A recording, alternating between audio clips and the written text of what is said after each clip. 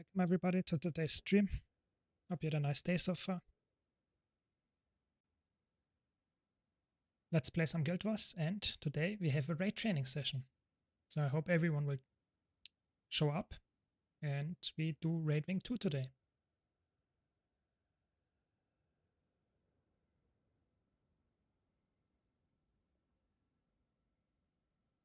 As always, if you have any questions, please let me know.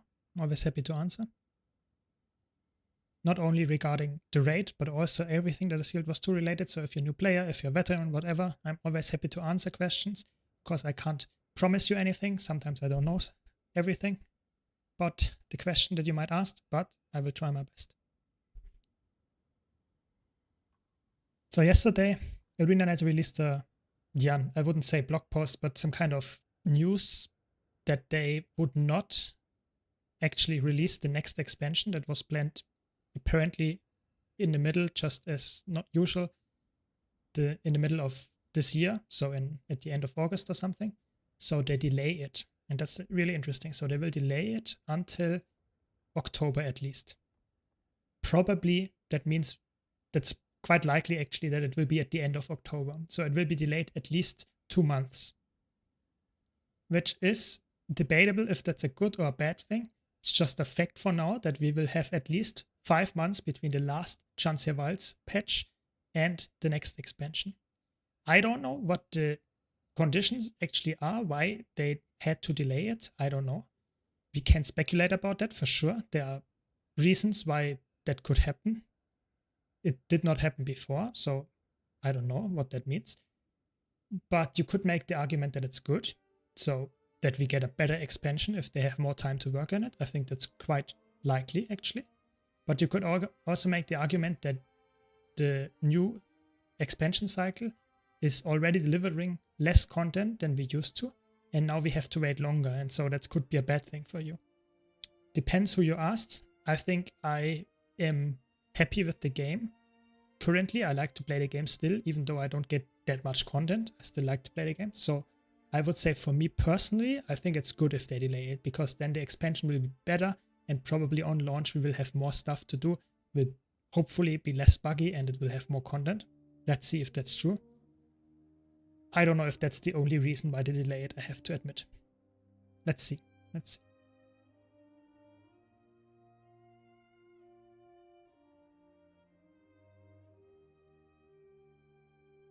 So I think we can debate it until, I think we have 10 more minutes or so until everyone should show up. So yeah, I think personally, how to phrase it. I think it's quite likely that they are currently working on something else. That's just another, I wouldn't say proof, but another tip that they are probably working on something else, just because they never delayed an expansion before, at least as far as I know.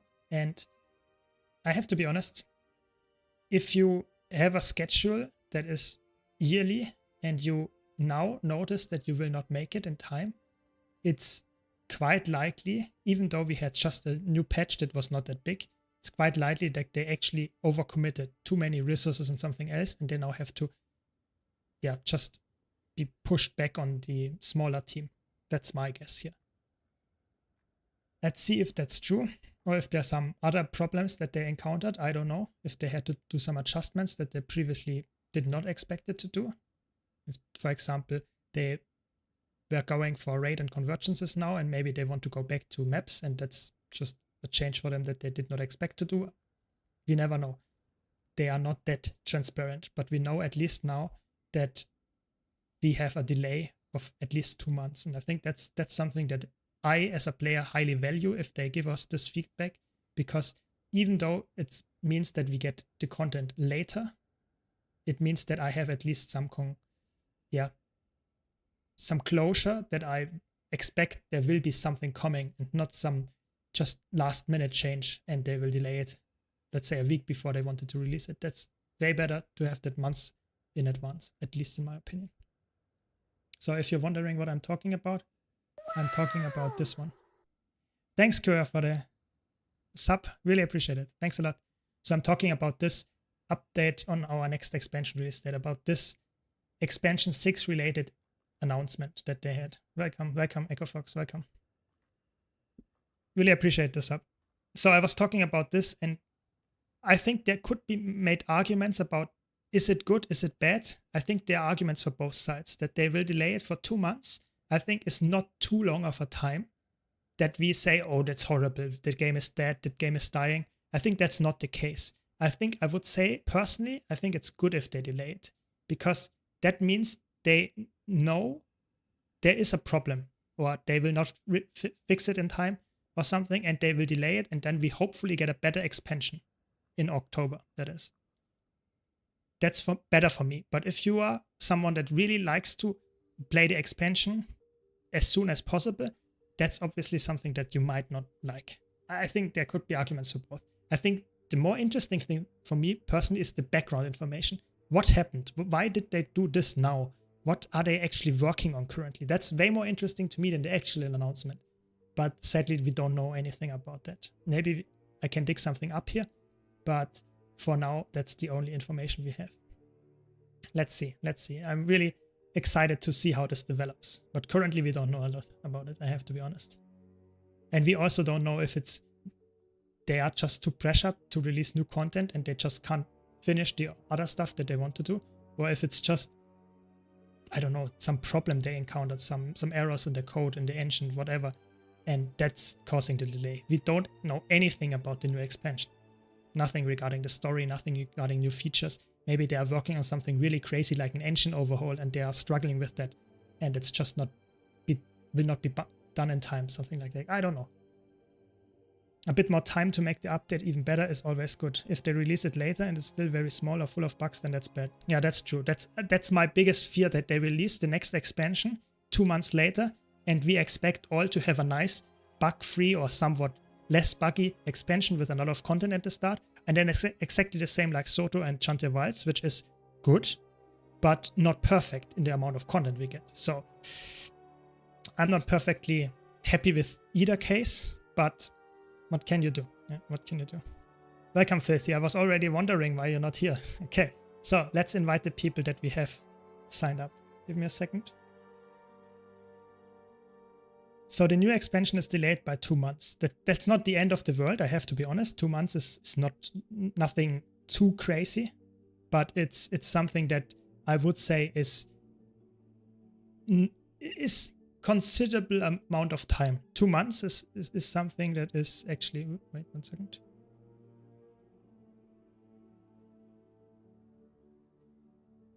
How many people are actually invited? Wait. What happened here? Did someone merge? I think someone merged. Please don't merge the squads. That's not good.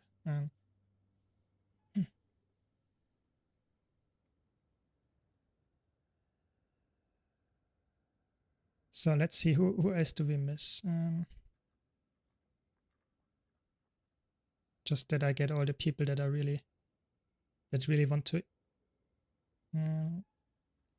do the raid with us. Miss Filthy, Miss Courier. Courier's already here. Okay, so we have 7 people. Just checking, everyone, double checking. EchoFox is here. We need Sato. 1 second. He's not here yet, I guess. And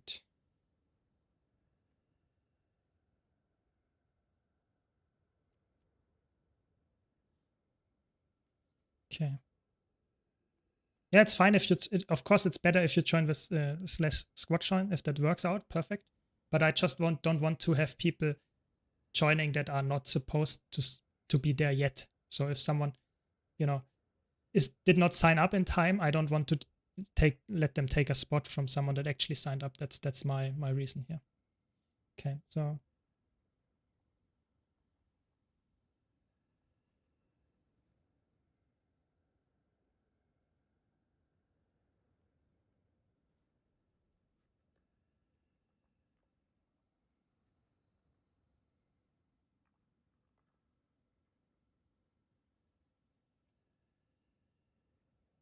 Mr. Smith, let's see if we are full. If we don't find the 10th player, you can join. But before that, I want to give the signed up people, let's say, preference. Yeah.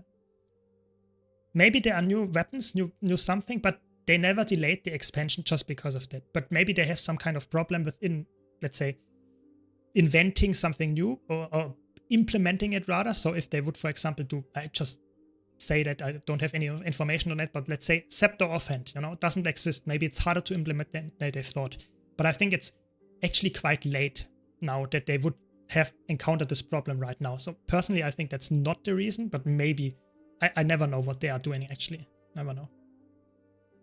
So they released a blog post, Filthy, just yesterday regarding that they will release the next expansion in October instead of August. So that will probably be at the end of October. So 2 months later than usual, which is, in my opinion, a good and a bad thing, because it might be that the expansion is better because of that, then it's a good thing. But it might also be just because they work so much on the other project that they have to get resources from the first one. I think both options are there. You could make arguments for both. I think that's fine either way. The problem, or the most interesting thing about this blog post is for me that we don't know what actually is happening in the background. That's more interesting than the actual, information we got here. I don't know. Let's see. Maybe they will at some point give us more information about it.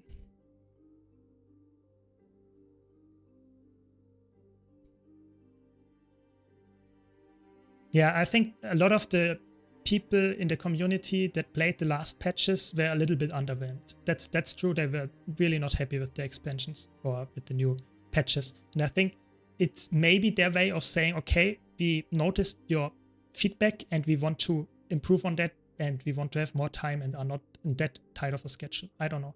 But I think a lot of people actually thought so, and I have to agree because, I don't know.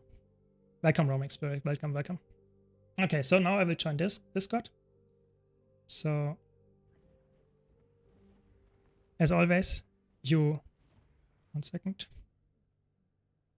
As always, if you join Discord, if you're in Discord, you can join Discord and you will have no problem. Just, you can answer or ask questions there. We can communicate there with the raid team, but you will not be heard on stream. So don't worry about that. If you're just listening, it's fine as well. Don't worry. Just saying it's a better option, in my opinion, to make sure that it's really working everything.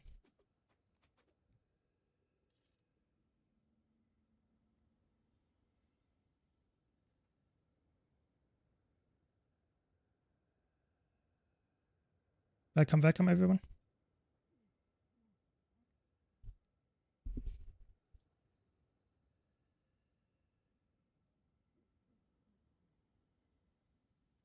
So I hope you can hear me in Discord as well now. Should be working. And let's give the last people a little bit more time. We have 3 more minutes. So let's maybe, hi. Let's maybe sort out the squads. So I think, Cura, if that's fine for you, you will go Alacrity heal again. I hope that's okay, because that's your usual thing that you want to do. Perfect. I will be the other healer. And whoever wants to go quick DPS or Alacrity DPS, let me know so we can sort out the squads. First day today, I even had to fight against Scourge in PvP. Oh my god, that sounds disgusting. It's probably a boring and very long-lasting fight. Okay, so we have this. You go quick DPS, that's good. So we need just one more elect DPS or quick DPS, whatever. I can fill both roles, just let me know. Whoever wants to do it. Doesn't matter actually which kind of build you play, just be somewhat comfortable on it and then you should be good. Yeah, I did not upload the core Revenant video because, to be honest, uploading the core Revenant video would be more like a meme video.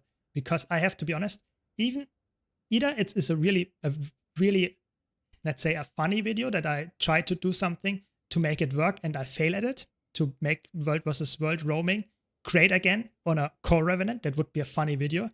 But I think if I want to make that, I have to do some really put in the hours to actually make that work, because most of the time I would just instantly die to everything that I will encounter. And I have to be honest, I'm not sure if I'm, let's say, that steadfast to actually do that, because I'm someone, I want to win. I don't want to know when I play a build that I will lose. That feels really bad to me. But I will probably just give it a shot, and I'm not sure if I will really make a video out of it, because it might be that I struggle with it and fail in the, let's say, in the last second. Yeah. Okay, so we are 8 people. So who do we miss? Let's check.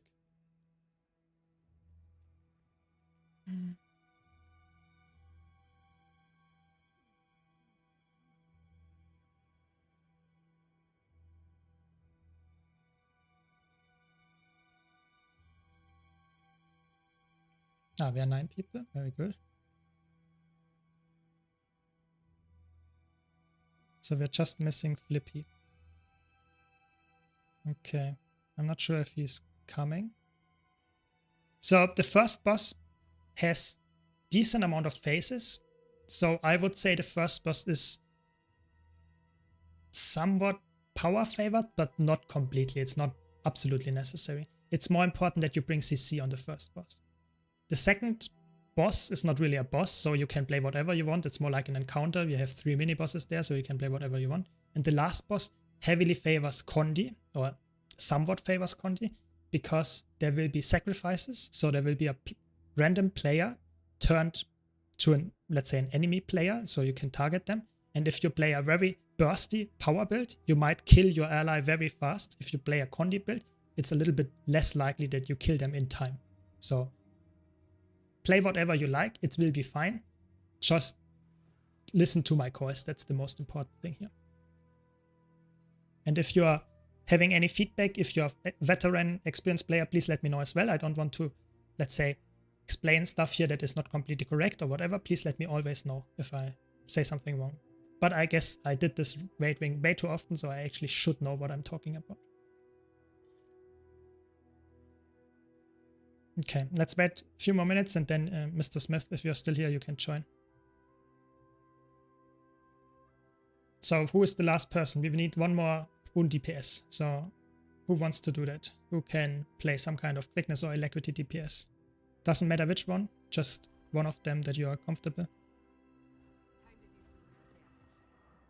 Okay, that's good.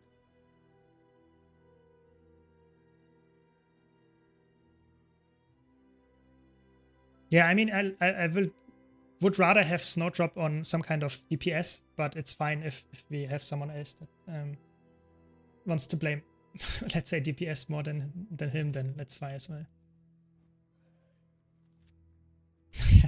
Fish. No. I'm not talking about fish today.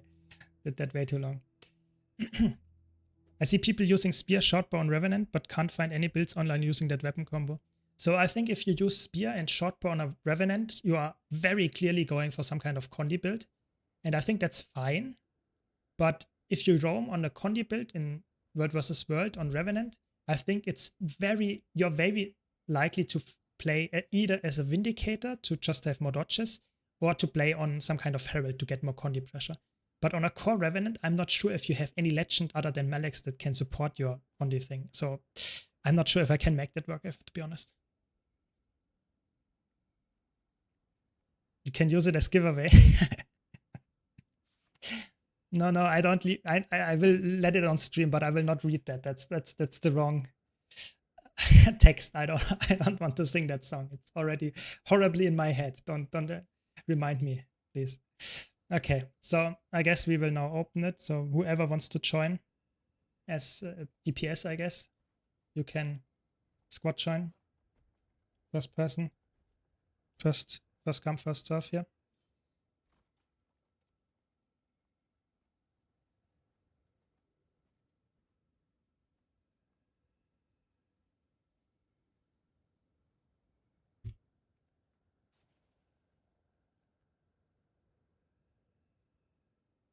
That's my name of my character, so just /squads join.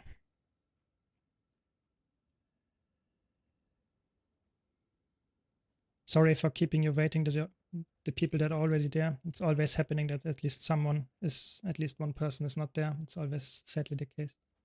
So just type that in chat if you want to join.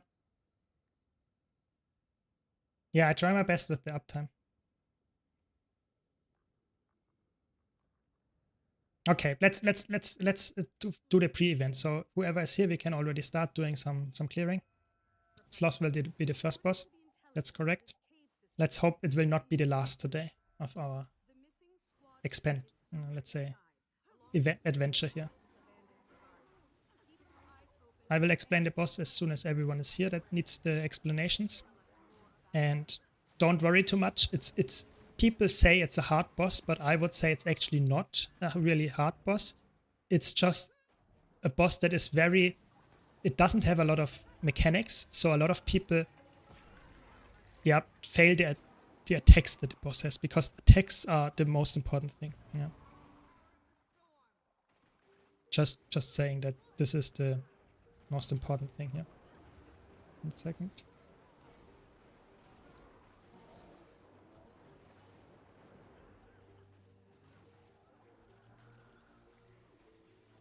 Yes, someone has to ban this guy. That's correct.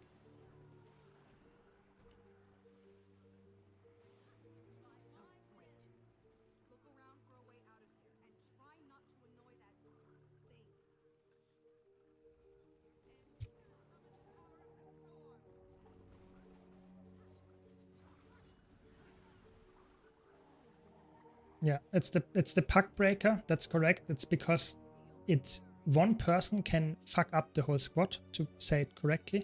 But in my opinion, if someone explains what to do, I think this boss is actually not really hard. There is not a lot of stuff happening.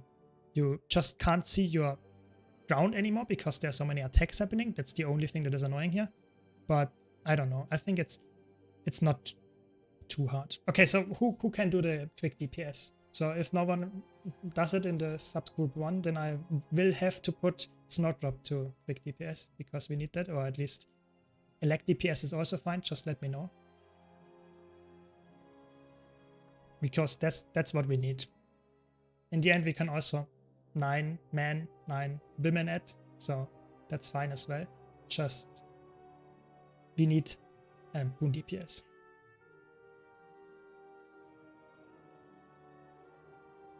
Okay, so we have Sun Anders to quick DPS, that's good. And then I will do a leg heal, and we are Gucci. Okay, so let's explain the boss now. Whoever wants to join, you can still join. And Echo Fox, did you this here? Probably, I don't know. So if there's still someone that wants to join in Twitch chat or in YouTube chat, please just type the command or ask me. We, of course, want someone else that needs to help, some training. Also, if you're a veteran and want to help out, that's fine as well. We just have to fill the last spot. But in the meantime, I will explain the boss. So, Slosopher is the main boss, but I think it's not the most dangerous actually thing in this arena. So you can see we have this imbued mushroom here, and we will have 4 of those.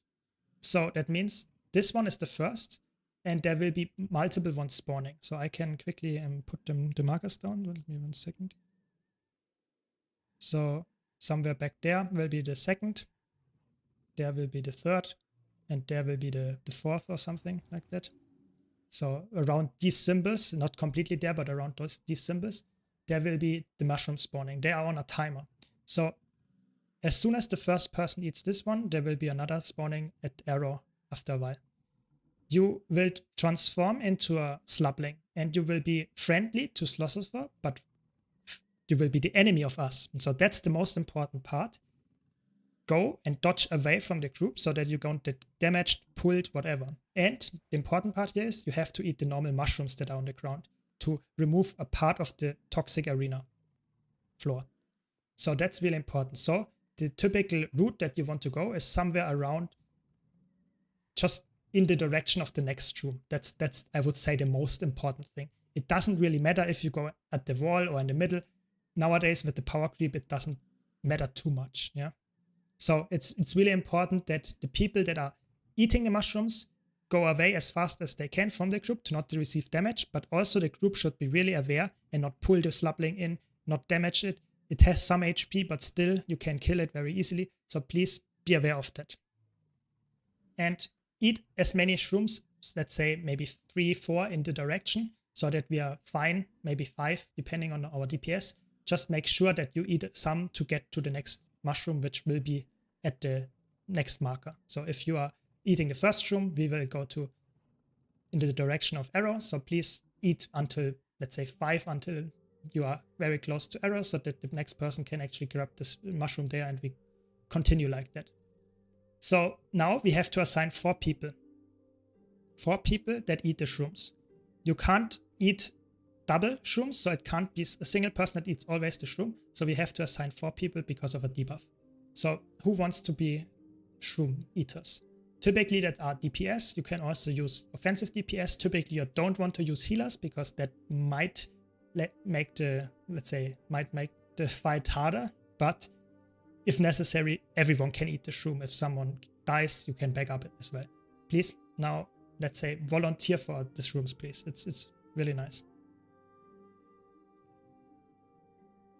Okay, Snowdrop does the last one. That's fine. Yeah, okay.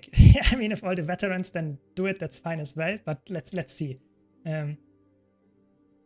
Courier, let's maybe not do the third one just because you're a healer and I want to be safe and not, let's say, have one less healer. Yeah. So we need 3 and you do the first one, I would say. That's good. So we need 3 and 2. Yeah, 3 and 2 are still open.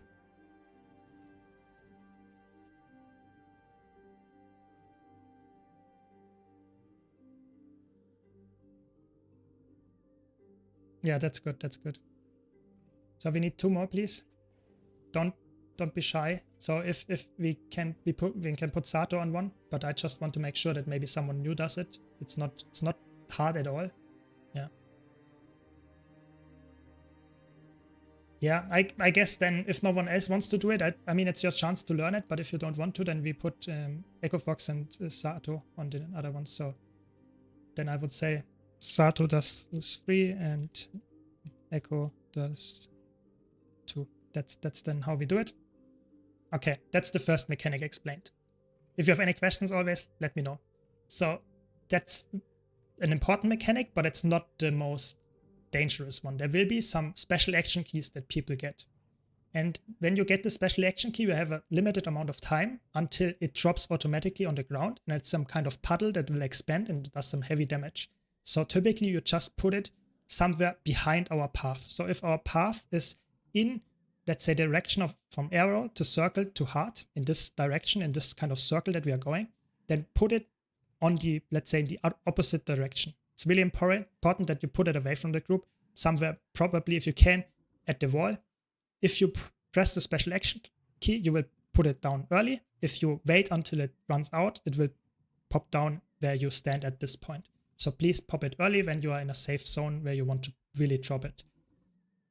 That's really important to know, because if you go down, you will instantly drop it, and that can be in the group as well, and then it's very likely that we wipe because of that. So please be aware, if you get this mechanic, move out of the group away from the direction that we normally would go, so in the opposite direction of the slabling route, so to say. Next mechanic is that we will get a random fixation. So this boss is not toughness based, so we will get someone randomly targeted by the boss, and this person should slowly move in the direction of the next shroom, so that we always move into a safe path where we don't stand in the greenish arena, but still move in the direction of the next mushroom that will spawn, so where the next slabling transformation will happen. So this is really important. One thing that I also forget to mention is if you turn into a slabling, you have to use your one skill to actually eat the mushrooms. And you have to align yourself in a way that you stand in front of the mushroom, not the mushroom behind you, then it will not work. So that's just one technical thing here. Okay, so the targeted person should move in the direction of the next mushroom spawn. And always move somewhat slowly, but not too slow that we always stand in some kind of safer path. Yeah. The boss then has multiple attacks that are somewhat dangerous, but typically you can avoid most of them just by standing behind the boss. So there's a flame breath attack that deals some heavy damage. Just move out of the cone that it actually deals damage in.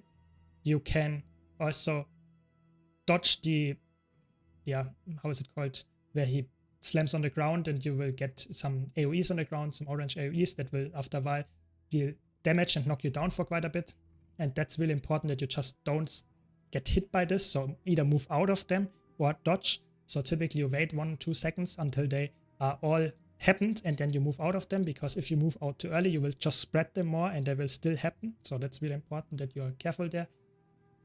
But typically you just avoid all the orange AoEs. So I would say if you are slapling, you eat 4 shrooms at least, just to be safe. Yeah. And then we have, let's say, also break bar happening every, let's say, depends on the DPS, but there will be break bars very frequently. And those are actually quite, I wouldn't say hard, but they are that really important that we break them, because we can't damage the boss in the meantime. So we really break the CC bar. And the most important part, as soon as we break it, we will get feared.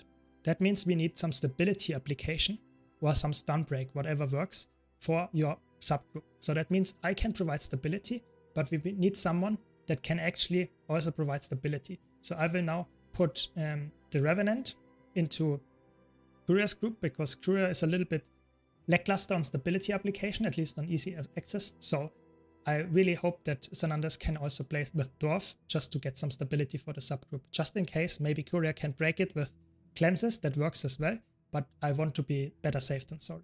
So use it when we are shortly before breaking the break bar, use the stability of Chalice, the dwarf. That's important, because so we can deny the CC. Other than that, we will get some nice ads that will spawn that are really annoying. So those can have, let's say, really annoying projectiles that can corrupt all your wounds, which can obviously result in a lot of annoying things. You can die, you can just lose all your DPS, whatever. And to deal with them, we want to pull them in. But very important, we want to pull those ads in, but we don't want to pull our slapling in. So the person that actually ate the mushroom will also be a slapling. This one we don't want to pull in for obvious reasons. So please always use your pulls that you have when there is the slapling is far away, our slapling, or it's not even someone currently in slapling form. So then we want to pull them in, cleave them down. It's really important. That's why I have focus. That's why, for example, Courier can run Spectral Grasp and that kind of stuff to pull them in when they are happening. And then there will be an attack that I try to deal with that is somewhat annoying if you have no one that actually can deal with it, which is some kind of coconut shake, and that does some heavy damage and applies some really nasty conditions as well. And if you don't double dodge this attack when it happens, you will probably go down if your healers don't heal you really hard. But if you have, for example, a Chronomancer, someone that can go invulnerable, you can actually jump inside the boss and absorb those projectiles. I will try to do that when that happens. I will also call it out when it's actually happening, so that you can be careful and dodge the attack when I'm failing. But just important that you are really aware of this attack, because in packs it might not happen that your supports do this or that no one does it. It doesn't need to be support. But then you have to see this attack. Slososor stands still, shakes his back or something, and there will be coconuts or something flying, and that will deal heavy damage. So this is the most important attack that you dodge. And I think that are all attacks and mechanics of the fight.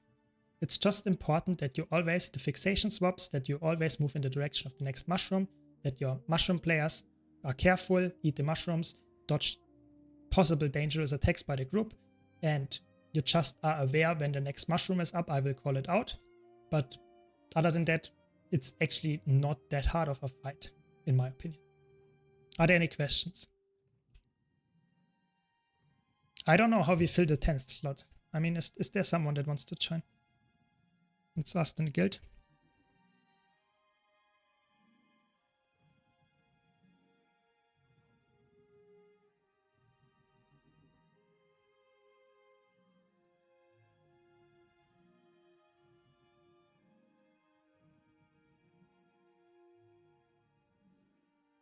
Let's see if someone joins up.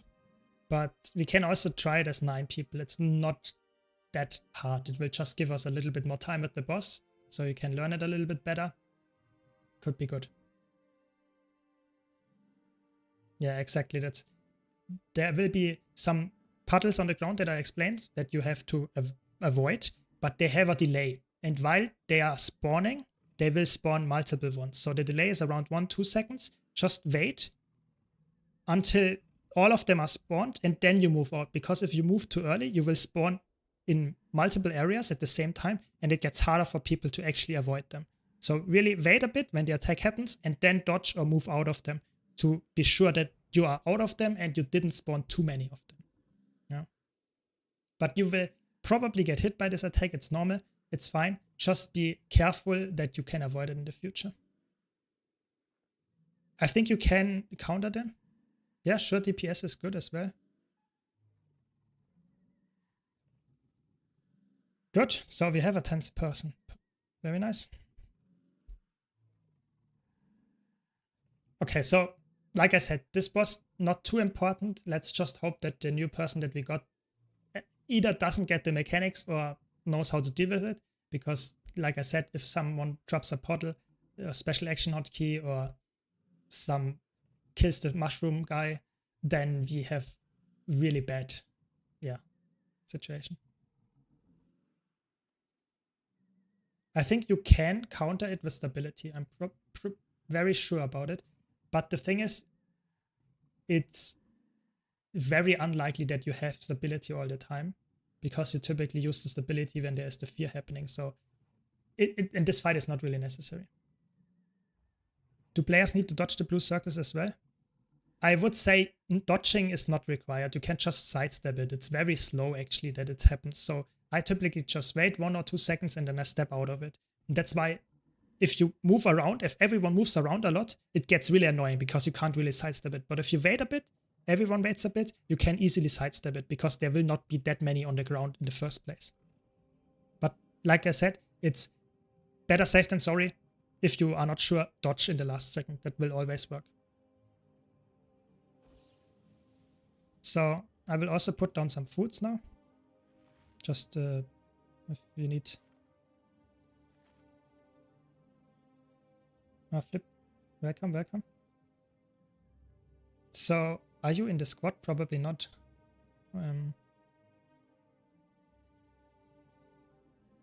You're there. Perfect. Then everything is fine. Then we are full squad. Perfect. Okay. So please, so I did explain all the mechanics already. Just did you hear all of them or some of them? If not, I will just repeat the most important ones. Okay. Okay, so I will explain just the very important ones that you should be aware of. You are not assigned as a shroom, so please don't kill our shroom players. So someone will transform into an enemy and will eat the shrooms away in the arena. Please don't pull them in and don't kill them. Try to avoid the AoE attacks by sidestepping them or dodging them. That will happen after 1 or 2 seconds. I will call them out. But the most important thing is if you get a special action key, move in the opposite direction that we normally would move. So we move counterclockwise. And so move a little bit away from the group, typically to the wall if you get the special action key, and drop the puddle. This means that you will be safe and come back to the group, but if the puddle will expand, and it will expand in a way that we will not encounter it again. But if you put it inside of the group, or even worse, in the front of our path, then we will actually have a very big puddle that will do some heavy damage. It's very important. And other than that, just bring a lot of CC to break the break pass. Okay. I wouldn't say typically you should not play with stun breaks if you're DPS, if you don't have them usually in your kit, just because it's not really something that you want to use, because that means that you don't trust the supports, and that's not a good thing in the first place. So, are there any questions? Sorry that you get a little bit of a shorter explanation, Flippy, but I think we will be fine, and if we see something failing, that's not fine. Oh, you don't trust the support chrono. That's not good. I mean, I'm not quickness chrono. That's good. I'm just alacrity. Yeah. And so as soon as the first person eats the shroom, we will start the fight. So the first person who was assigned to the first one,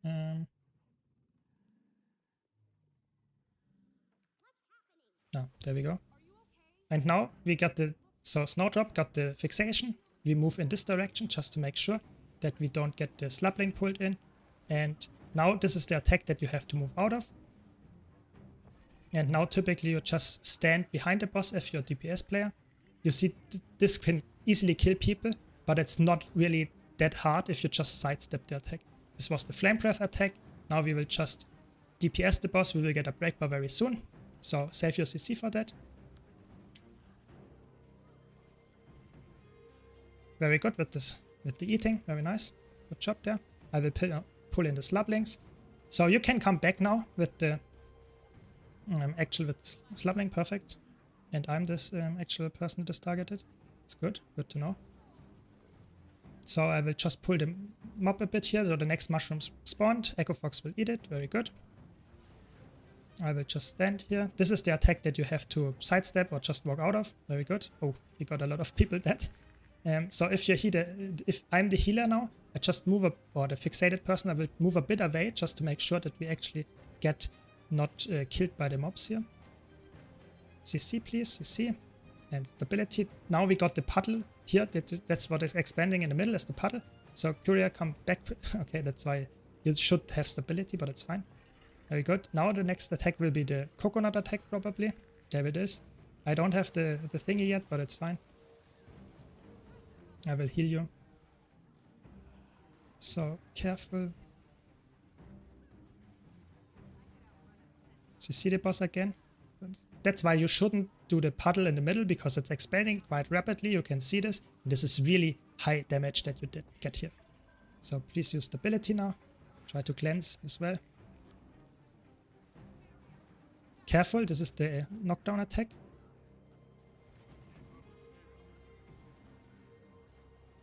Okay, a little bit messy, but looks quite decent. This is the coconut attack again. I can't get there, but it's fine. Maybe we can get Echo Fox, but I think that's too much damage. So move to me out of the green arena, please. Yes, yes, yes, very good. Try to be careful and pull in the slublings if you have any pulls, that's important. This is the fire breath attack, be careful with that one. CC upcoming. Good job with the mushroom eating, by the way.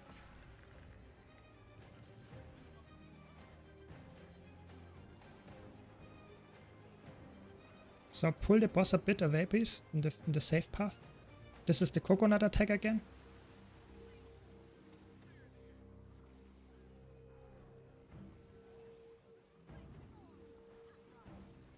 That's fine. We will just pull the boss here, I hope, and range CC. Please rest me. I get focused by the slabs. Good job. And now careful with the CC. Yes, very good. Don't stand in the puddle, please. We will just go for the kill, I guess. I mean, if we can. But it looks quite messy. Let's see. This is the puddle, the attack. Please move out again. Sidestep it. Very good. Just pull here. I can't. If you get down with the puddle, I can't rescue. It's too much damage. Good job. Just pull him here and we will just try to kill it here. And not the cleanest kill I have seen, but I mean, I also saw some worse puck runs. That's okay.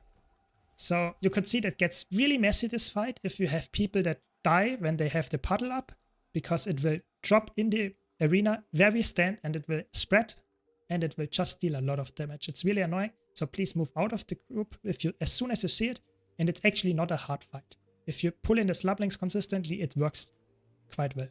So we didn't do that consistently, but if we would have done it, it would have been a way smoother kill. So good job, everyone. And yeah, just practice to sidestep the attacks and then it will be fine for the most part.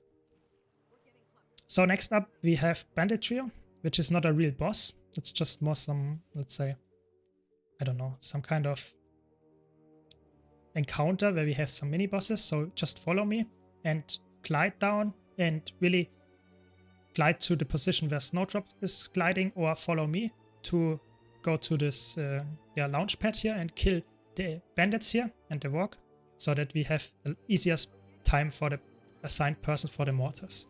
I will explain that in a second. Just do the pre-event, so to say, of the pre-event. And it's fine, we will rescue here.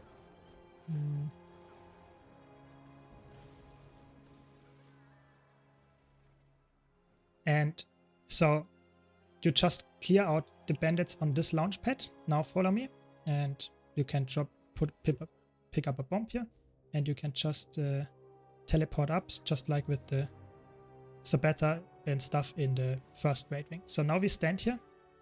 I will do mortars if that's fine, if no one else wants to do it, but someone can follow me if you want to, just to make sure that you actually understand it the next time it will happen. Yeah. So there will be mortar spawning. That is one of the most important attacks that will happen in this fight. 3 times there will be mortar spawning. You have to use the launch pad that is located below us here, on this where the arrow is, and you just use the same bomb that we just used. Go outside of the fort here and CC the incoming bandits that will come there. And that's it. You don't need to damage them, just CC them and that will be fine. It will happen 3 times at specific times. I will call it out. So typically someone with a lot of CC can do that. But it's not that much CC that you actually need. But what are we actually supposed to do in this encounter? So you can see in the middle here, we have the cage. Yeah, I targeted it. This is the cage. And we have to defend this cage. What does that mean? We don't want to get any bandits actually attacking it. So we want to clear them out. We also, and that's very important, don't want to throw any of our green bombs that we get on there because it can actually damage the cage. And we don't want to get any saboteurs that will also spawn. We will see it on screen. Enemy saboteurs incoming or something like that. And they will deal a heavy amount of damage. So you please kill them before they get there. Or more, if you want to do it, you can also just CC them when they get the break, but just before they are doing their attack on the cage. So I will call that out as well. Just follow me or listen to my shoutouts. Otherwise, this is a really easy encounter. It's just annoying because it's time gated. You can't speed it up that much. So what does it mean? We get at specific times, we get 3 bosses. So the first one will spawn down here. That's where I put the circle. This one will be just doing some hammer attacks. We gather here and we will use beehives to actually break the break bar and do some nice damage to him. The beehives you can find here on top, and we will just put them down with your drop attacks or weapon swap and put it down, and then you can use the one skill whenever we get the boss, and we use it once. That's actually the only thing that you need for the first boss. The second boss will spawn a few minutes after that, just a little bit, let's say, here where heart is, there will be the second boss. This one is a little bit annoying because this one can teleport and also has some kind of shotgun attack. So please stack very tight on heart there so that this guy doesn't jump to the cage and really one-shots the cage. That's really annoying. So please stack there when I tell you to. And we can use wargs that are tortured in these cages and we can release them just before he spawns, and this will deal some heavy damage as well. Then we have the last boss, which is Narella, which will spawn here on square. Square. And she just has a flamethrower and we can kill her. And that's the only time where you can really speed up this encounter, because as soon as you kill her, she will finish the last events and it will be done. So we will be done as soon as we kill her. So you can fully go commit and use everything on her. The only thing that she really has is the fire tornadoes, which can be really annoying if you don't have stability. I try to provide stability to make sure that we actually get, just can safely damage her. You can also speed this up by using some oils that will also somewhere here, some oils that you can drop down on her with the oil kegs, and those will just help with the DPS. These environment things that you can put on the bosses, you can collect them and, let's say, put them down just if you use your weapon swap. If you use the one skill too early before the boss spawns or something, you will waste it. So please use it carefully, just pick it up with the F key and then put it down where the boss will spawn and use it just when the boss is actually really there. So that's the first part here. Secondly, we typically spread up that the first or the upper subgroup will go to the upper clearing in the beginning. So we will do across this, let's say, wooden structure here, the first group, and the second group, or the third group rather, the last subgroup, will go down and will just clear out the bandits there and will stack at circle and LOS here. So we will go a line of sight behind the wall so that the bandits will actually come to us. But just follow maybe Courier. I will give you some kind of marker, I guess. Just follow Courier. She hopefully knows where to go. And the other subgroup just follows me. Like I said, pick up the beehives and the kegs and put them where the boss will spawn. But if you don't know, rather just don't pick it up or don't drop it. It's not that important. We need just one of those actually. For the hard boss, always have the gate behind your back so you are looking into the arena. So the big shotgun blasts won't hit the cage that way. Yeah, exactly. So just stick very tight to the experienced people and we should be fine. And very important here, if you have the mortar mechanic, try to really CC it and do it on time, because this, as soon as this attack comes through, it's very likely to be a wipe. So please, really, if you are assigned the mortar person, take care of that. It's really important. So if someone wants to join me and wants to learn how to do the mortar mechanic, be free to do so. Please let me know if there's someone. Otherwise, I will do it alone. But be aware, if you want to learn something, it's always good to volunteer for mechanics. So don't worry, it's not too hard. Is there someone that wants to join me here?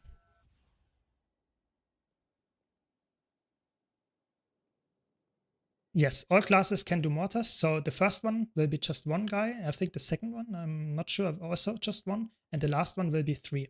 So the last one is a little bit hard. You don't need a lot of CC in one skill, so you don't need something like more, something that does a lot of breakbar damage. It's better to have stuff that actually is either AoE or is some small CCs that you can spread across 3 people. So it's not really hard to do so, but you need to have some CC skills. So if you're playing something that doesn't have any CC, you should probably not do it, or at least swap your stuff. So if you are fine, I would tell you, then we can do it together. And if you want to, you can also do it alone. But I would say I just join you just to make sure, because this event is really annoying. If we fail in the last minute, we have to redo the whole event, and it just takes forever in that sense. So just want to make sure that we don't have to repeat this too often, because it's actually not that hard. It's just very annoying. Are there any questions? Did I miss something? Okay. I guess not. Then let's do a ready check, and as soon as we are ready, who opens box? Whoever wants to. So just don't open it too early. Wait shortly before the boss spawns and we can open it. It's a DPS increase if you do it, so typically it's very greedy to do so, but yeah, just saying, I would wait just before that boss spawns, because they will have a respawn timer and it's not good. So now we go down. Subgroup Squeak goes down with Courier, and the other one goes with me in case the bandits here on top. And please don't put any green bombs on the cage. Very important. I want to repeat it. So here you can see some kegs here, so you can pick them up and put them down with the button swap key, just to make sure that we don't have to, yeah, waste them in the first few seconds of the fight. We want them to use only when the boss is actually here. Okay, so there we go. We killed all of them. Just now go down to hard. Glide down to hard.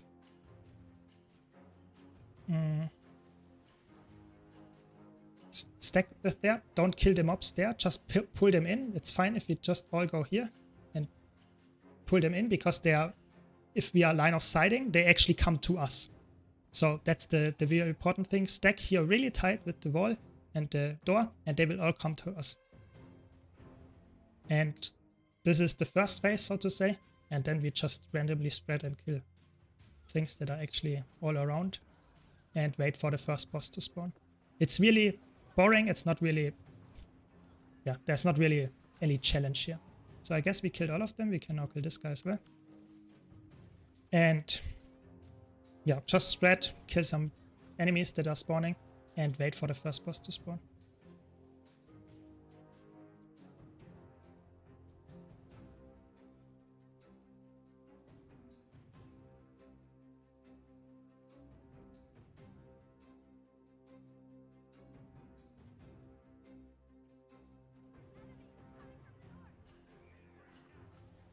So it's actually not too important to kill all the enemies. It's not really, you know, it's not something that you have to do all the time, but it's, I mean, you don't have anything else to do, so that's what we do. Yeah.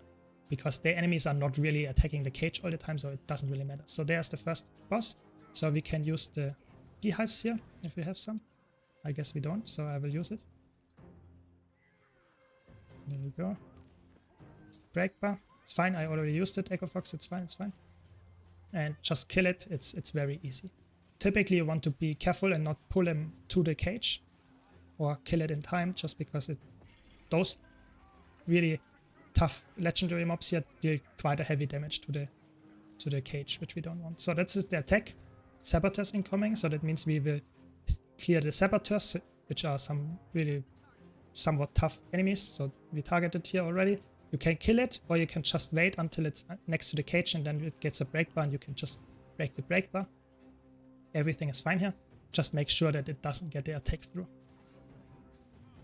Somewhat soon will be the first mortar attack. It will somewhat align with the second boss spawning, so typically you want to be sure that the boss is, when you come back, not teleporting to you. It's not really, it's a little bit luck based, but if it does, just wait until it comes down and go to the heart. You will see if it happens, I will tell you. Yeah, just again, there's some enemies. Not too exciting. Like I said, this is a really boring event, I would say. It's not really fun.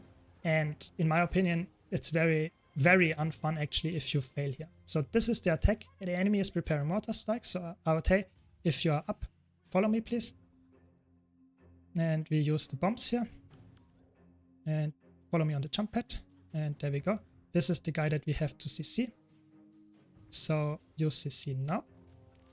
There we go. And that's it. That's it. Just CC. I just CC'd it. Just follow me again on the up thing. And that's what you do 3 times. So just use the special action key here. It's fine. Very good. And that's the only thing that we have to do. Just when this thing happens, just go out and kill the mortars. It's really easy. And now you come down to the boss. And that's it. And just face away from the cage so that the boss is actually also coming to us. And please, yeah, careful. Please always, no, don't go to the boss. Wait here, please. Wait.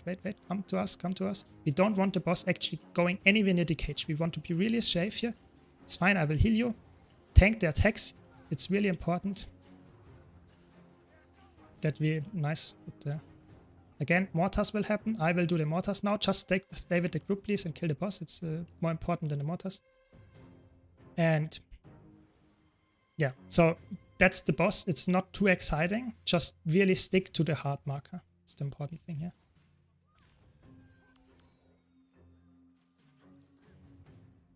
Okay. Is it still alive? Yeah, it's still alive. Okay.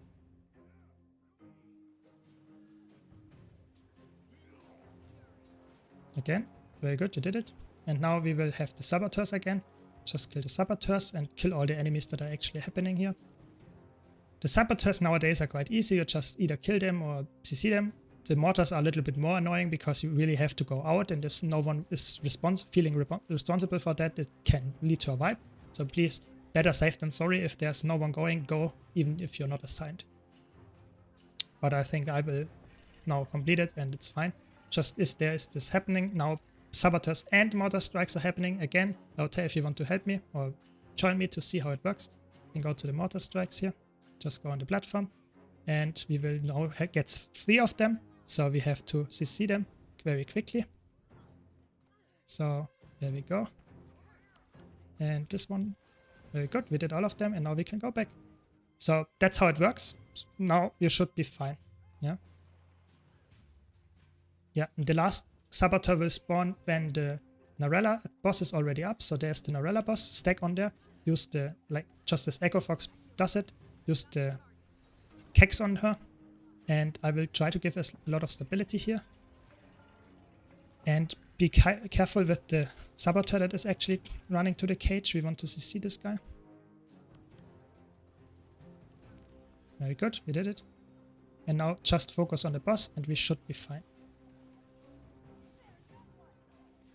Because if we kill her before the next attack happens, we will be done. Good job, that's it. Now you can just GG if you want to speed up the respawning. Everyone GG's, we will spawn up there and we can just do a faster, let's say, way to the next boss. Of course, it's only faster if everyone GG's in time. There we go. And you just now you teleport and go back here. And yeah, just use the updrafts here to the next encounter. So now we have to kill some bandits. Not too exciting. Just follow me and kill some bandits. That's it. And yeah, this is the pre-event. And the last boss is Matthias. I would say Matthias is one of the more engaging boss fights in raids. Personally, I really like it. It's a boss that can be really annoying if you don't have decent supports, because it's actually providing somewhat decent damage pressure and stuff. Don't worry, Flippy, it's fine. You can respawn after the pre-event. And so no, I don't want to do portal. I want to have more utility for the fight, so don't be hyped too much for that. So the thing that is important for this fight is we have a lot of attacks that will happen, that will actually deal damage to you, that will do stuff. So really be careful and don't greed for damage. So it's way more important that we survive and that you don't die to attacks and some random stuff that is happening on screen. Now we can spread. So the first part goes here and the second group can follow me here. It doesn't matter too much. Just we don't have to go all in the dead end of this part. So Matthias has multiple phases, which he rotates through. And those phases are, let's say, not that important that you actually know what the attack pattern of those phases is, because you will just don't stand in the red circles. That's the only thing that matters for you as a player. It doesn't matter if you're on the rain phase or on the fire phase. It's not important. Just don't stand in the red circles. That's really the most important thing. There we go. That's the last bandit. Good job. Now we wait until everyone is here. And then we engage the fight. So we can go actually in the arena already. Don't go to the boss, please. Just stand outside here. And we can stand here. So this fight, again, very important that you have CC. So please, if you can bring CC without too much of a DPS loss, please bring CC. So what does this boss fight involve? I will be reflect. I don't know who is backup, who wants to do backup. We don't have actually that easy access, I would say, to reflect. That's surprising. I don't know who wants to do it. I mean, maybe we don't need backup. That's maybe the best part if I don't die. If I don't fail it, it should be fine. So why do we need reflect? That's the first thing. There will be an attack that the boss does, and he will shoot out some shards. And these shards will, if they reflect, mitigate his shield. He gets a shield while he does this attack. And if you don't actually get the reflects correctly, so if the reflect is not up, if there is someone blocking the attacks before they get reflected, we will not destroy the shield, and then the boss will be invulnerable until he does this attack again. So it's very important that the reflect person does it in time. When do you know that this will happen? This will happen when he holds his staff in a way that he shoots out projectiles consistently. So this is somewhat important that you really, if you're the reflect person, please reflect in time and please don't block this attack. Yeah. So that's the first important attack. And I will take care of it with feedback. It's really easy then. But if you, for example, on Firebrand, you can easily do it with tomes.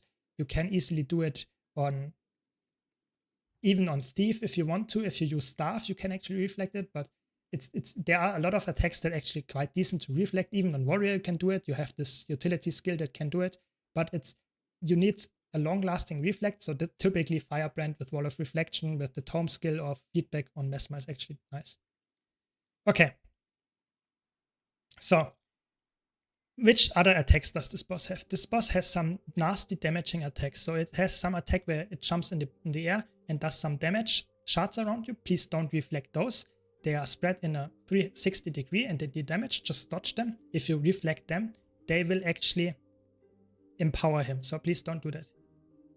just dodge the attack when it happens. Or eat it. It's not that much of a problem. If you get hit by it, you can actually get healed again. The next one is really nasty. It's called Hadouken. It's just a projectile or an attack that he does. So he rotates his staff and it's a very big attack. It hits very hard. If you don't have protection, it's probably one-shotting light armor classes, for example. So really don't eat this attack. Dodge it, stand behind the boss, or block it for with whatever skill you have up. It's really important. Other than that, we have some mechanics. So we have these spring wells here, or whatever it's called. So I will mark them here with those signs here. And if you get, there will be two things that can happen. If you get corrupted, you have to go to one of those watery bluish wells, yeah, to lose your corruption. When you have the corruption, it will do damage and it's really annoying. So please go there when you see that.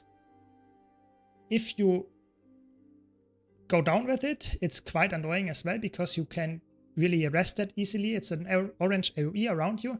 You damage your allies. So it's very clear that you have this. Just if you have it and see an orange AoE that is not going away, move to one of the clean springs, so wells. So one of those bluish ones. As soon as you go in there with the corruption, it will get red and you can't cleanse another corruption in the next few minutes. So really take care of that, it's really important. So try to go to one that is clean. Then, yeah, so then we have another attack that will also be somewhat like this Lossosaur special action key. So you get a time where you get a special action key, and if you die during that time, or if you use the special action key, you will drop down a puddle. This will also happen after, let's say, I think 20 or 30 seconds or something. You will drop it down, and this will do heavy damage to people around there. So that means please move out to the edge of the arena, like here, and then put it down, and then you come back to the middle. If there is already one here, please move a little bit further and put it down here. Don't put it in the springs. This is really important that you don't put it in there because other people might go there to cleanse themselves. So it's really nice that you keep that clean. Yeah. So this is really important. Other than that, there will be a lot of AoEs that spawn. Some rain, some clouds, some fiery tornadoes, some ghosts in the later phases. Just avoid all of those orange AoEs or red AoEs that move around the arena. Really don't stand in them, move around. We get a typical spread mechanic a lot of the times where you just have to spread out to not damage your allies. It's very easy to see. Everyone gets an orange AoE, or a lot of people. You just move away from each other, and then as soon as it's over, move back together. Yeah, this is actually true. It triggers me, so I will deactivate it. There we go. It's gone. And yeah, I can also move it, but it's not necessary for this fight, actually. I just used it for mortars, but it was not worth it either way. Okay, so that's important. Just really don't stack on each other if you get the spread mechanic. There will be a sacrifice for the... It doesn't matter. It was some kind of comment. It's fine. So until 40% of the boss, we will get sacrifices every now and then. Those sacrifices means that one person, just like Samarok, will get taken into a state where we can't actually do anything, and the other 9 people have to CC this person to break it out, and we can actually help them again. We have some health bar that is somewhere around 100k or something, so if you deal more than that damage, we will die. So please don't focus the person here, focus it with CC, not with damage. So break it out, really important. This has priority over every single mechanic except the reflect. The reflect is the only mechanic that is more important. So this will only happen until 40%, because at 40% the boss will transform in some kind of monstrosity, and it will still have the same attacks that look a little bit different in the animation, but the attacks is still the same. We don't get any sacrifices anymore. So if you are the reflect person, the reflect then doesn't happen with the staff attack anymore, because he doesn't have a staff anymore. It will happen when he jumps into the air and floats, but it's quite clear to see. So I will call it out when it happens, but wait until he floats, because just then he will start shooting projectiles. That's the same for the staff attack. Don't use your reflex too early, because if you use it too early, you will probably miss all of the attacks, or some of the shots at least. Other than that, like I said, very important, just spread when you get orange AoEs. If you only get a single orange AoE, move to one of the corrupted fountains. If you get a special action key, move to the edge of the arena and use it there. Come back to the group. This boss is again not toughness based. So that means if you get targeted by the boss, which is not really clear, the boss will just move towards you, and it's typically targeting the most furthest away player. So that's a little bit annoying. So it typically changes direction all the time. So typically a range build is favored here, just because you are quite likely to not permanently get inside the hitbox of the boss, because it moves a lot. So just that you know. And yeah, I think that's all of the mechanics. Did I miss something? Are there any questions? Did I explain something too fast? Please let me know.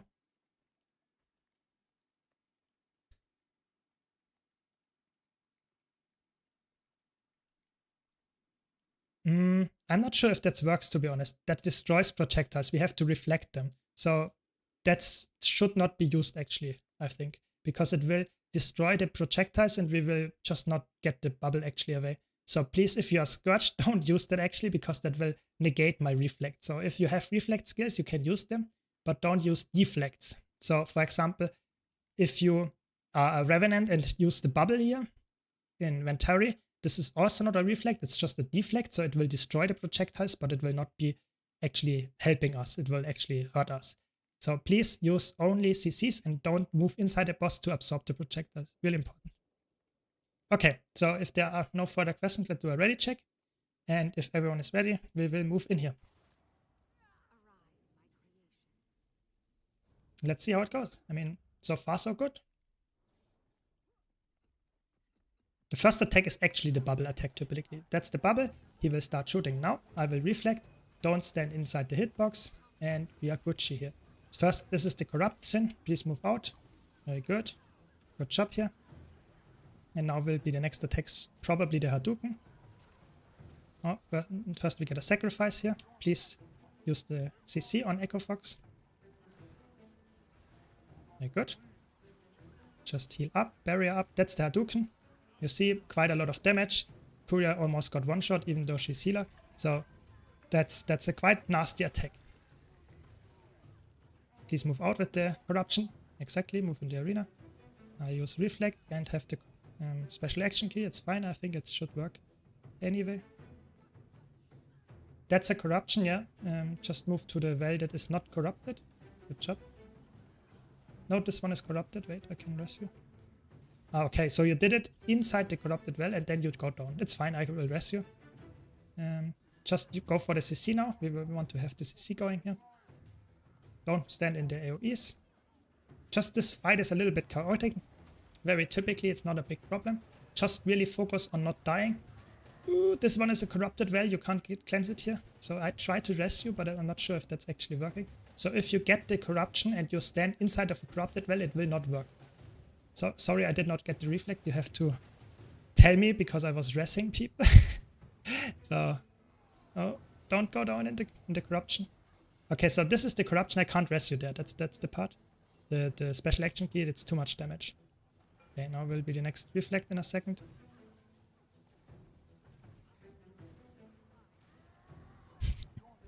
It's fine. So now CC, please. And I guess we have to reset here. Let's reset this. It's a little bit too messy. GG, please. So it's very important that you don't drop, for example, this red big things in the arena. So really important here. Now the problem is actually not that we need a reflect. It's good, of course, if you have a backup reflect. But the problem is that if people randomly go down and I harass them, then we get in a messy spot. So please try to execute the mechanics really correctly, especially in the beginning. Because if you drop a puddle in the middle early, it's just fucking up the whole fight for the last 5 minutes. So please, always, if you have a special action key, move to the edge of the arena and put it down, not in the fountain. If you get an orange AoE, move to a non-corrupted, so a blue well. That's are the top 2 mechanics that you have to deal with. everything else is really not important. Because if you don't deal damage, if you don't have, let's say, get hit by some kind of attack, it's not important. You can get healed, you can actually do stuff. So yeah, I mean, it's so I think the problem is if 2 people go in there, only one works.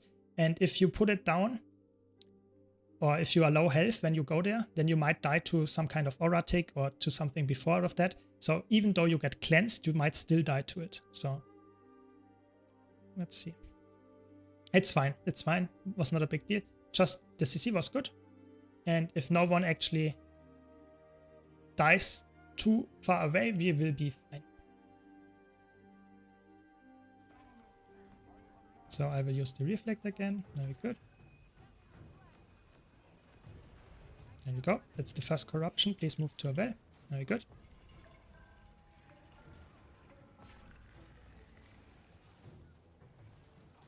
So that's the first sacrifice. Please CC. Very good. Very nice. I like the CC. Stick on the boss for now. Just if you get an orange AoE, move out. That's the Hadouken. Very good. No one died to it. So next phase, nothing changes too much. Fire. This is the reflect. I will reflect. Good. This is the special action key. Please don't put it here. Please don't put it. No, okay. This is the special action key. Don't put it. Yeah, it's fine. It's fine. It's fine. Just be careful. There is one overlapping corruption well and special action key in the same spot. CC, yeah, very good. Be careful with the healing.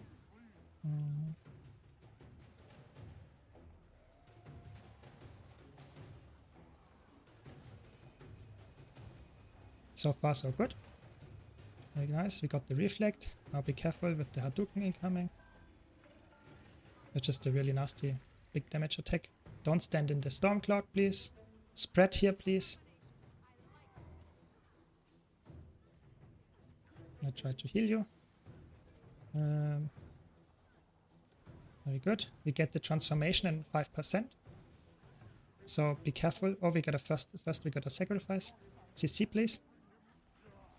Now we got the transformation, so please just be careful. This will fear you. If you can dodge it, you can also just use stability.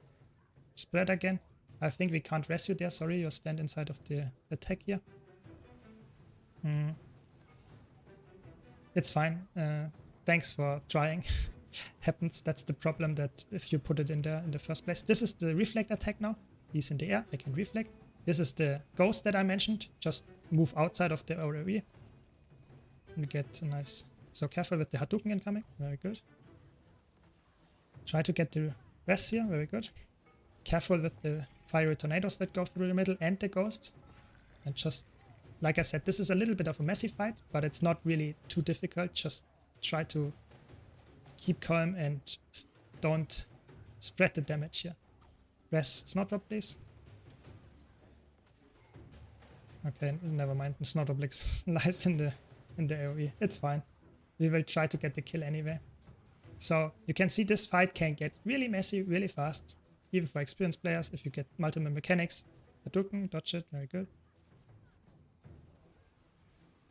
If you stand very far away from the group, you won't receive any healing, so please be aware of that. It's just that you don't die there, because that's the most annoying thing, if someone dies in the very far away spot. I will reflect here. Good. Spread, please. Careful, careful with the Hadouken. Very good, very good. So far, looks clean. We don't have any sacrifices. That's also good. Just try to get the kill here now. Move out with the corruption if you have it, but it should be fine anyway. We will kill it in time. Just better safe than sorry. And last percent. And there we go. Good job. I mean, it's very... So, Snowdrop, that's really... I'm really surprised that you didn't get it done. Nah, it's fine. Happens if you get mechanics, if you have low health and your healers are not on spot, then that's a little bit annoying. But the spreading also makes healing in this fight a little bit messy, so that's why I like to have some kind of cleansers and also stability providers, because you get knockdowns all the time, you get cleanse conditions, you get a lot of AoEs that happen. So if there is a lot of spreading going on, typically you can't help everyone. So that's really important that you try to stick to yourself and try to survive. Yeah. So if you get a condition and you have a cleanse on your bar, use the cleanse for that. Don't wait for your healer to cleanse it. So are there any questions? Because that's already the full rating. You did a really good job. And wasn't too hard, I think.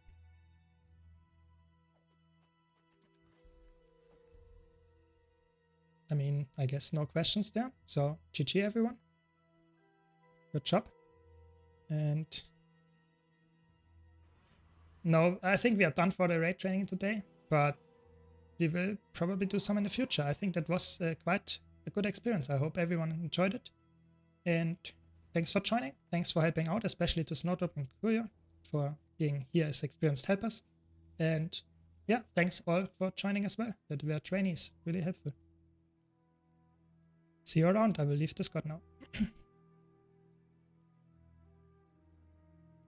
Yeah, so for the people in stream chat, I hope you learned something as well. I think that's actually not too hard. Most of the mechanics I explained, I also showed it to you. I tried to short call it, and I think you can still learn a lot just by watching, but of course it's always better to play. So if you're interested in that in the future, just write me on Discord. We will get more things going here. So like I said, the last fight is probably the most messy one, Matthias, but in my opinion, especially if you have decent supporters, it's not so hard. I think Slossathor can be a really pain with pucks, just because it's, even if you have a decent healer, it might not work, because people can really destroy and really sabotage the run by putting puddles everywhere, and in Matthias it's a little bit easier to deal with the paddles because they are not expanding. But just saying, I think it's a nice raid wing, especially the last boss I really like. But yeah, that's my opinion. And I guess that's it.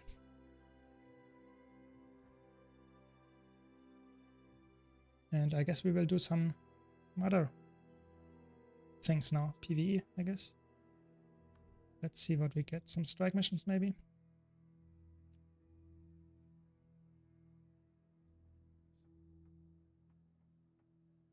Thanks for the follow, by the way. Thank you all for the follows that I missed during the raid wing. Let me check. Don't want to miss anything here.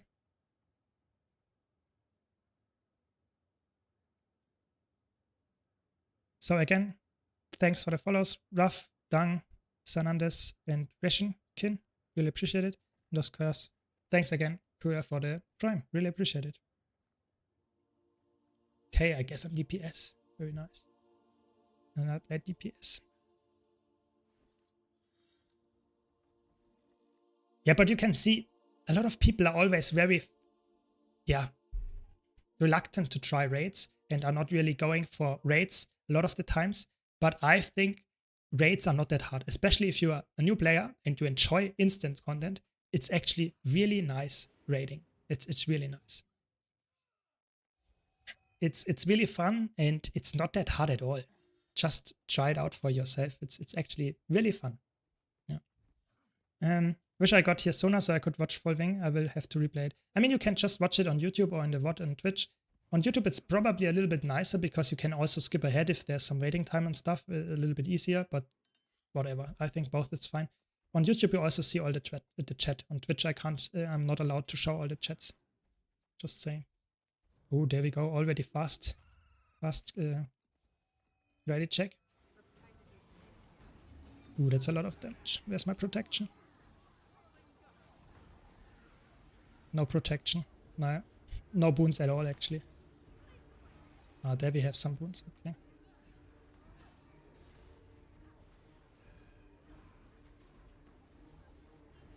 No, the boons are actually not that good. Who is the boon giver in this squad? Okay. It's fine. I mean, it was just funny that I noticed that you died very much off screen. It's not very common that someone that has experience actually is dying off screen here in this fight, because I think Messias is actually not too hard, even if you are having a somewhat mediocre group. It's actually, come on. They wanted to kill me there, did you see? They wanted to kill me. They overlapped perfectly to kill me.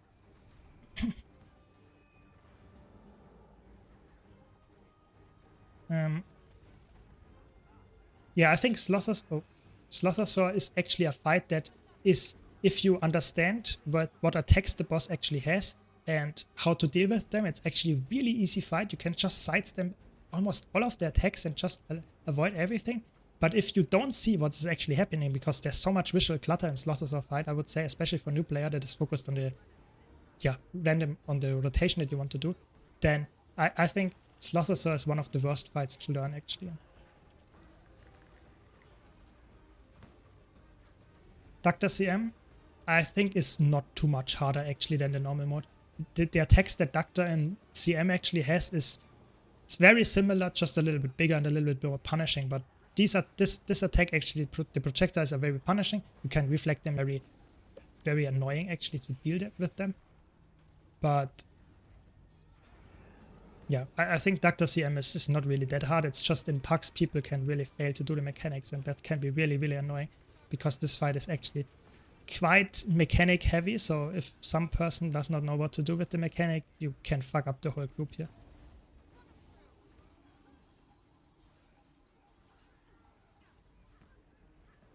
Can also just go invulnerability like I do here. This is the next, the feast here. If you don't kill it in time, it can also fuck up people. Gotta say though, the quickness running out and being applied for 3 more seconds in our group is a thing of beauty. Yeah. I mean, the boon up time I didn't actually check, so if my squad didn't have perfect, or my subgroup didn't have perfect boons, I'm sorry for that. I was focusing on too much of shout calling and stuff, but I think it was quite decent. At least I did not notice too many boons missing. But I think in a training group, it's okay if you don't have perfect boon up time. It's more about dealing with the mechanics and making sure that no one actually feeds to unnecessary mechanics that you should not feed to, like sacrifice or something. We did really well with sacrifice. I was really happy with the CC that we actually got down.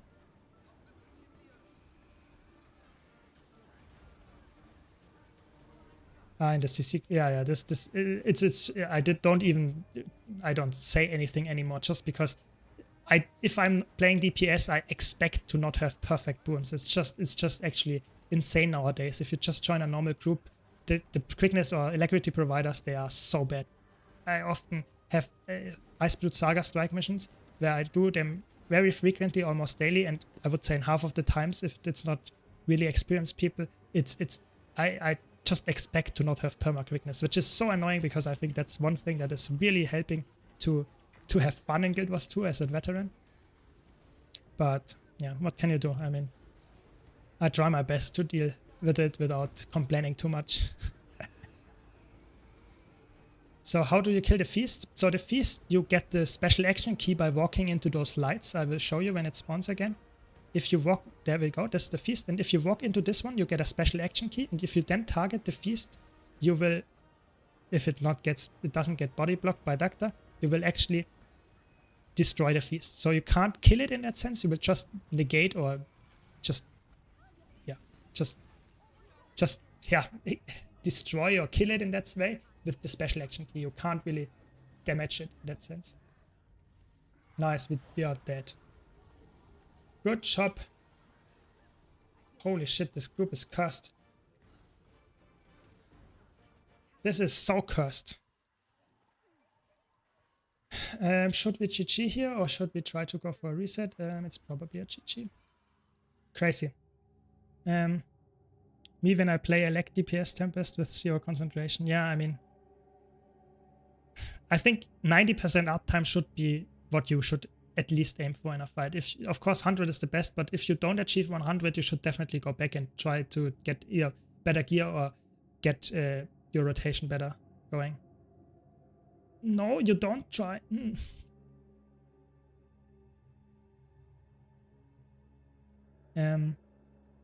I mean, I bash the training group for boon uptime. That's what training is for. Yeah, that's true. I think that's why I never really check for it. I just wanted to say that it's totally okay if you're in training group and lose your boons sometimes, but focus on stuff that you can improve. So if you're a quickness provider, try to provide as much quickness 100% if possible, because that's also a really important thing. So if you are quickness DPS and you deal, let's say 35k DPS, but you provide only 50% of DPS uptime, you failed. You failed what you wanted to do. So this is really important that you really focus on what your class or your role is supposed to do, because only then you are really filling the squad for what you are supposed to do. So really, really focus on that. No, it's fine, it's fine. I mean, I'm streaming for that reason, that we can get some nice interactions here, but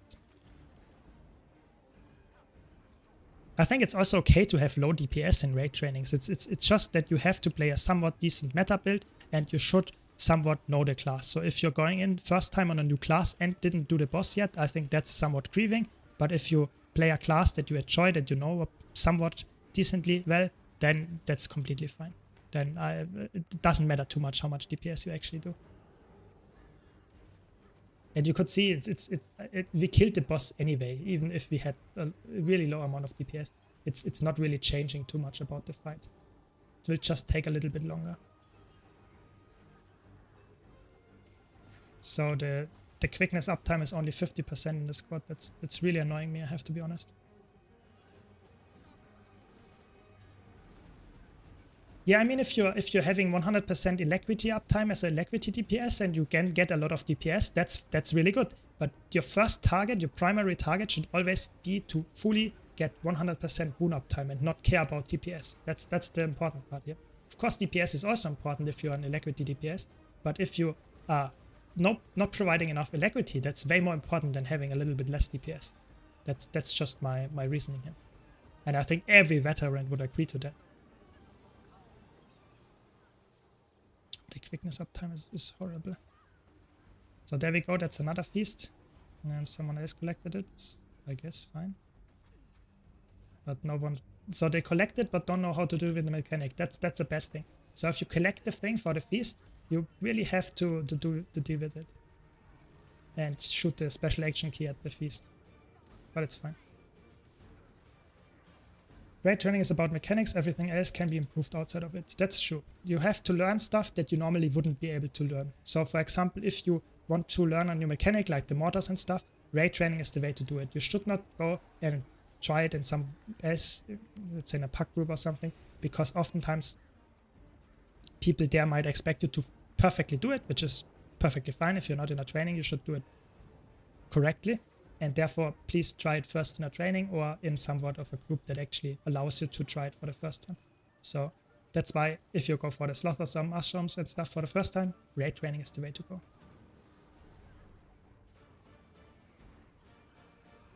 Oh my god, that sounds disgusting. If you have so many feasts up and people just don't know what to do with them, it's really annoying. I think this fight is actually... People are just very, very bad on this fight, even though it's actually very easy. Just people, I don't know, a lot of people don't understand how the mechanics works just because it's so easy and it's not helping to actually learn them. You just ignore them most of the time and people just fail.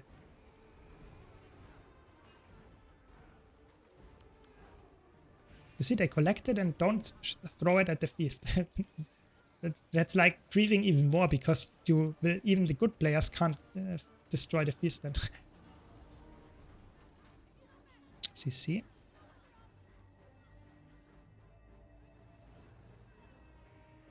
Okay, we got it. Move out. Very good. Yeah, exactly. You should move out of the group, but if the person doesn't notice, if the person doesn't know, it's just a very bad position to be in. And you should actually move out in normal mode as well. Even if you can destroy it, it should not change how you play with the feast. Because it's an annoying thing to be with it in the group. So always try to make sure that no one is hurt by it.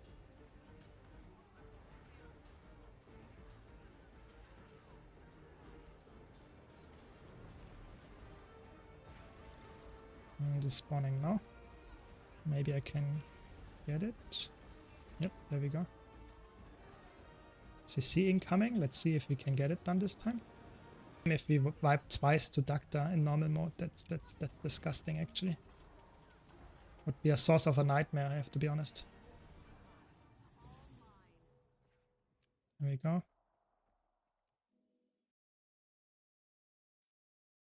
But I'm not a biggest fan. I think I mentioned it in my strike mission tier list. I think Cosmic Observatory is probably one of the worst strikes they have ever done.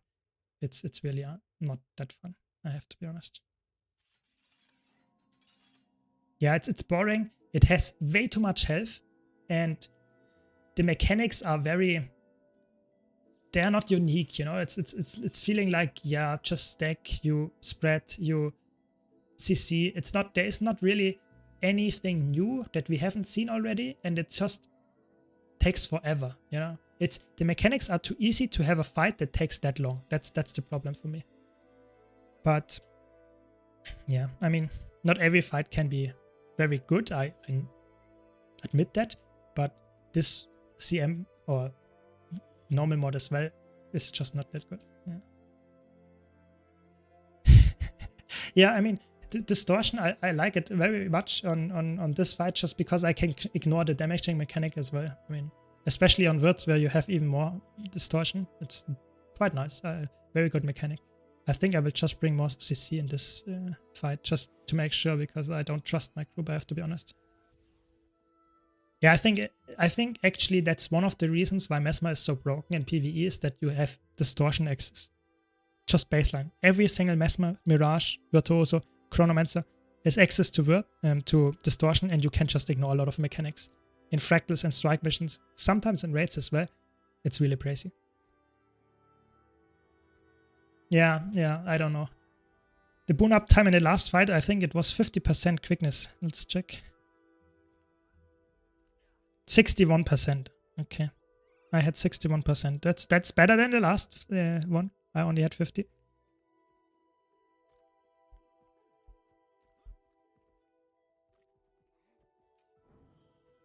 So they have 2 quick DPS apparently.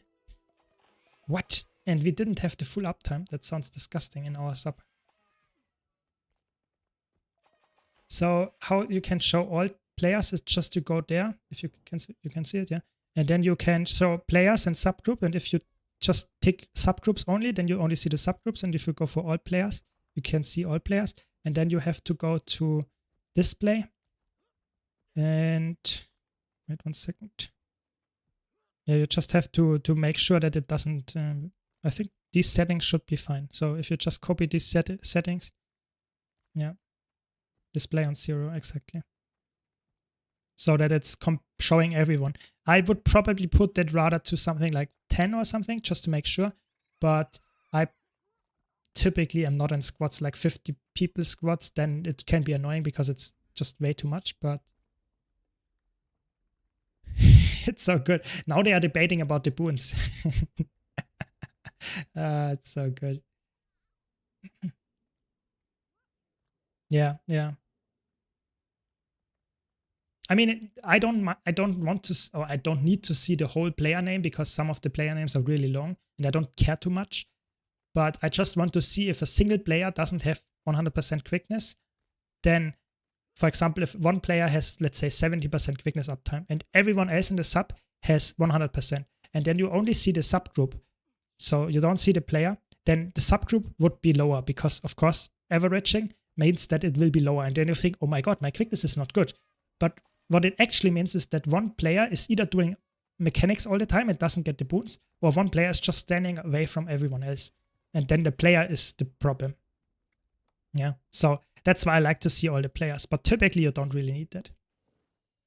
Yeah, I know this. I think a lot of that stuff is, with Arc DPS, is really important that you set it up in a way that it doesn't really clutter your screen. So that's why I like to have those stuck together.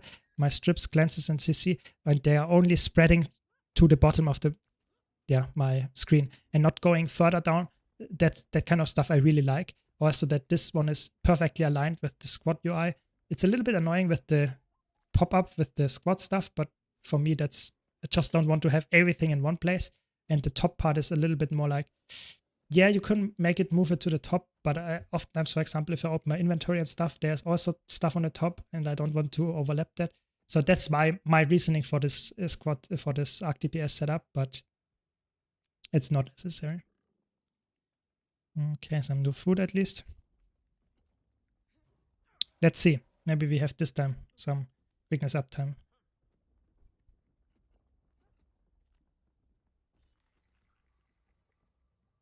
Okay. This is again a fight where such a big health pool of the boss makes it very long, but I think it's a bit better just in a normal mode from the fun perspective than Doctor's. I think Doctor is really, the mechanics are just very uncreative. Yeah, the quickness is already, yeah, maybe the quickness is now better, I don't know. No, I don't know. It's not 100%.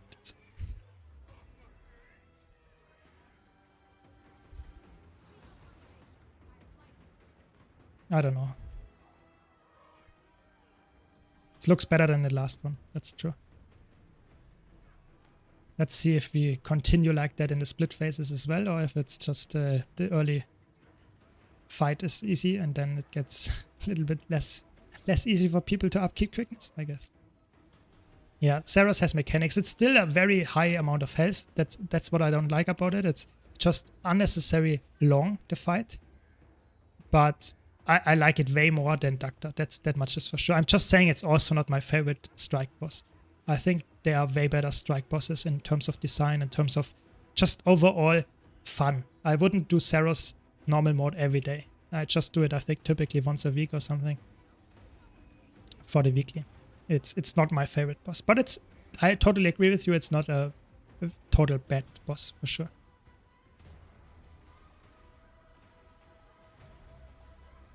Yeah, I think if you're playing some class that actually needs ramp up time with the quickness or the alacrity, you should be aware of that and really try to nail it in the first time. Because if you don't, that can be really annoying for DPS players. So you should always know what your class is, how the alacrity and stuff is applied, so that you can, if there's some ramp up time involved, for example, on Chronomancer, you typically don't apply it with the first 2 skills in your rotation. So be aware of that and really try to do them as fast as you can get to the quickness thingy, so that you make sure that it's really, really helping your DPS and not delaying it, and they might fuck up their opener. I think that's one of the worst things you can do, because the opener is really, really important. If the opener of a DPS is very, very good, then typically they already won the DPS race for the most part. So don't underestimate that, especially in short bosses with a lot of phases. It's insane how much the opener actually matters.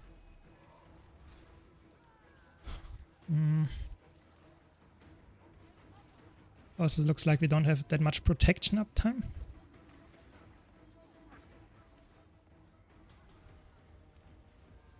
Okay, I'm top DPS and top CC. That's what you want to see.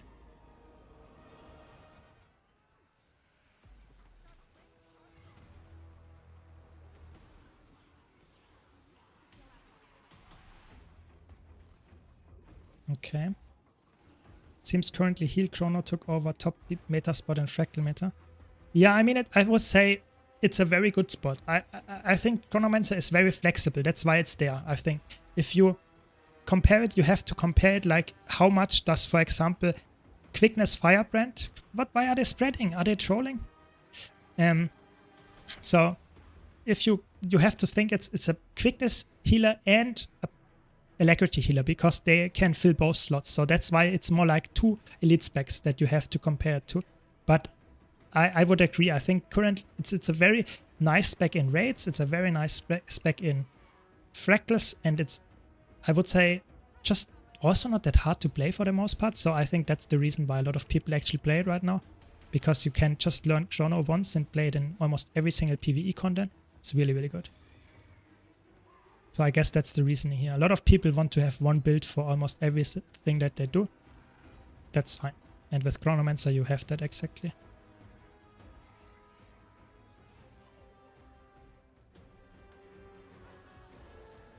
Yeah.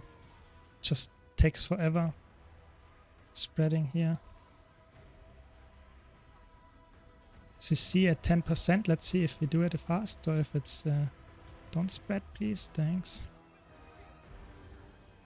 What do you mean too much health? You have seen the last 2 fractals. Aren't used to it by now. I mean, the thing is, I would totally agree with you if ArenaNet really wants to have fights like that, that's their decision. But I don't have to say... I have to say, it's not something that I would really always tell people that it's a good thing. I don't like fights that take forever. I want a short fight that is fun to engage in and fun mechanics, and it's just maybe difficult, but it should not be long. I think a long fight is something that a really try-hard player, maybe in an LCM wants, that is a really challenging fight for the next 10 minutes. But in Fractals, I don't want a Fractal boss fight that takes for 10 minutes.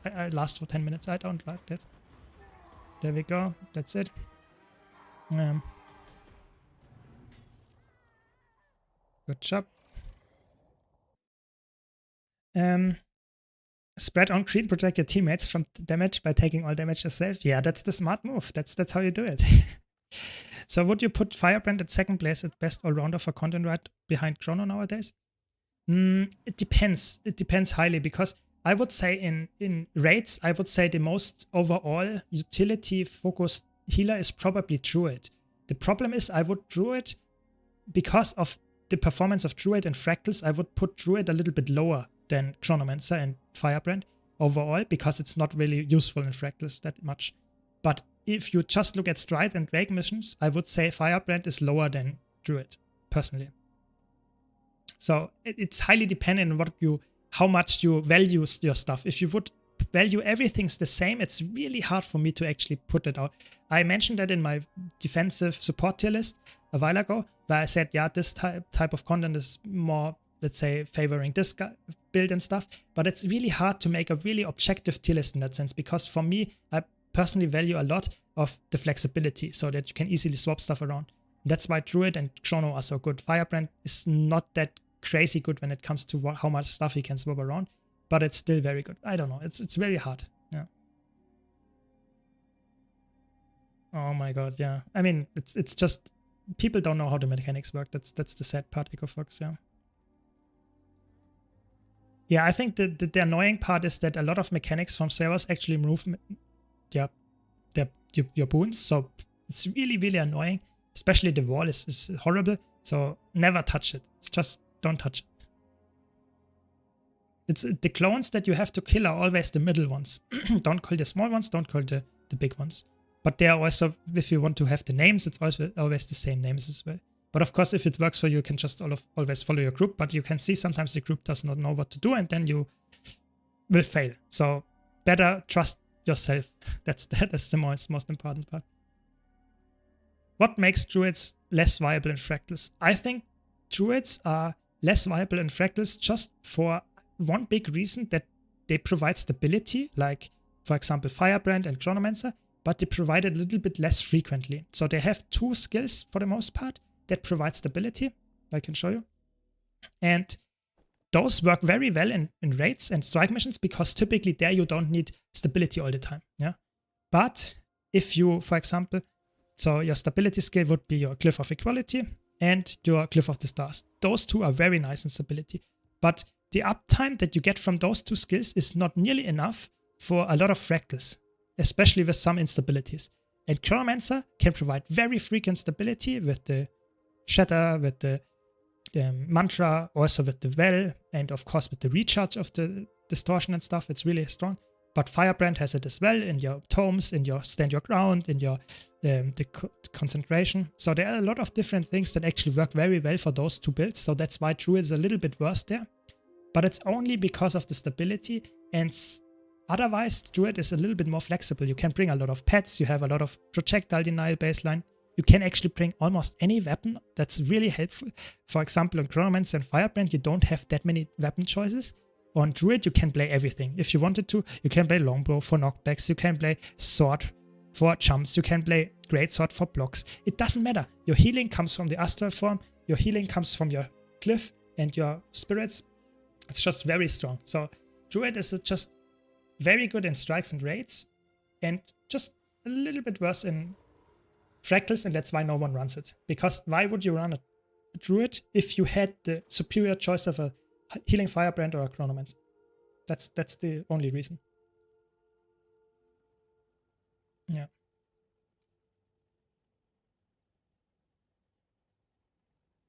Yeah, Firebrand is stability king when it comes to stability application after Chronomancer. But the thing is, that's the cool part of what I like about Chronomancer so much, is that a Chronomancer has stability baseline. So you can fight, for example, what I like so much about Chronomancer is that I have distortion baseline gives stability. I almost always use Well of Recognition. So I have 2 stability skills baseline in my kit.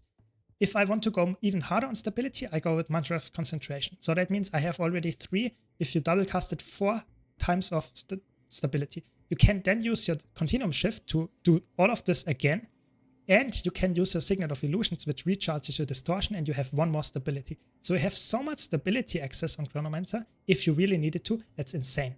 If you want to have less stability because you don't need it, you can go for more CC. If you need more healing, you can go for more wells, for example, boon removals. You have reflects. You have, even if you want boon steal, you have Condi Cleanse. That's why I like it so much, because there's so much flexibility. And what I really like for fractals as well is that you can also equip this trait so that your signet here will also extend the boon duration of all boons from your allies as well. And that can help, especially in Silent Surf, for example, to just upkeep boons all the time. Because, of course, a heal firebrand and a chrono can upkeep 1, let's say, quickness boon all the time if they have enough concentration and use it consistently. But if you have a DPS, let's say Alacrity DPS, that is a little bit tight on the uptime, then you can just extend it and it will be safe. So that's what I like so much. Firebrand can't do that. So that's why I think Chronomancer is just very flexible. That's why I like it so much. But Firebrand is definitely also a very good pick.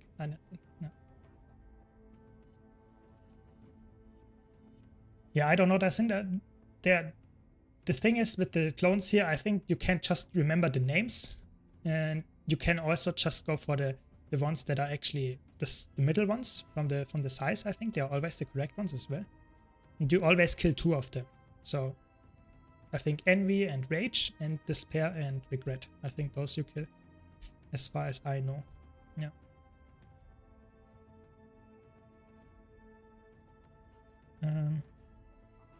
Oh my god, it's insane. In the last 2 weeks or something, I got 3 of those Ascended weapons from Ceres, where you get a special skin, yeah?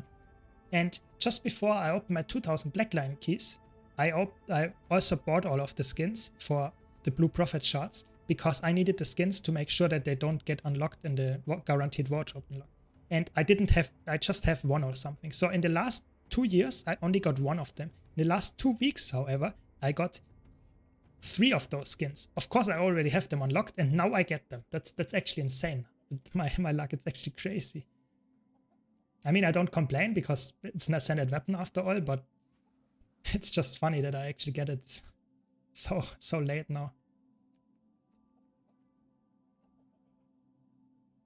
Yeah, exactly. Heal Firebrand for World vs. World is a very good choice. So if you enjoy World vs. World, I think having a Firebrand for this game mode is really, I wouldn't say it's necessary, but it's for Circplay, it's insane. It's really good. So don't worry too much about Firebrand. It will probably never go away from this. It's just too good as a support in World vs. World. Yeah, I guess I'm just a lucky guy that I get my Ascended stuff now. I don't complain. Like I said, I'm happy with what I get. So that's all I'm saying. Always happy if I get some stuff. Yeah. Okay. What else can we do?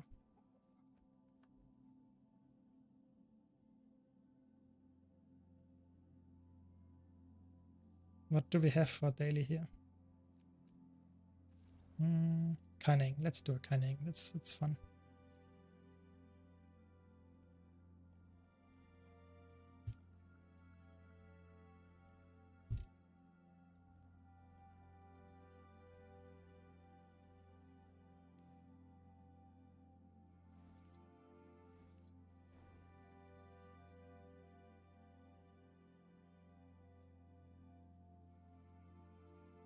Okay.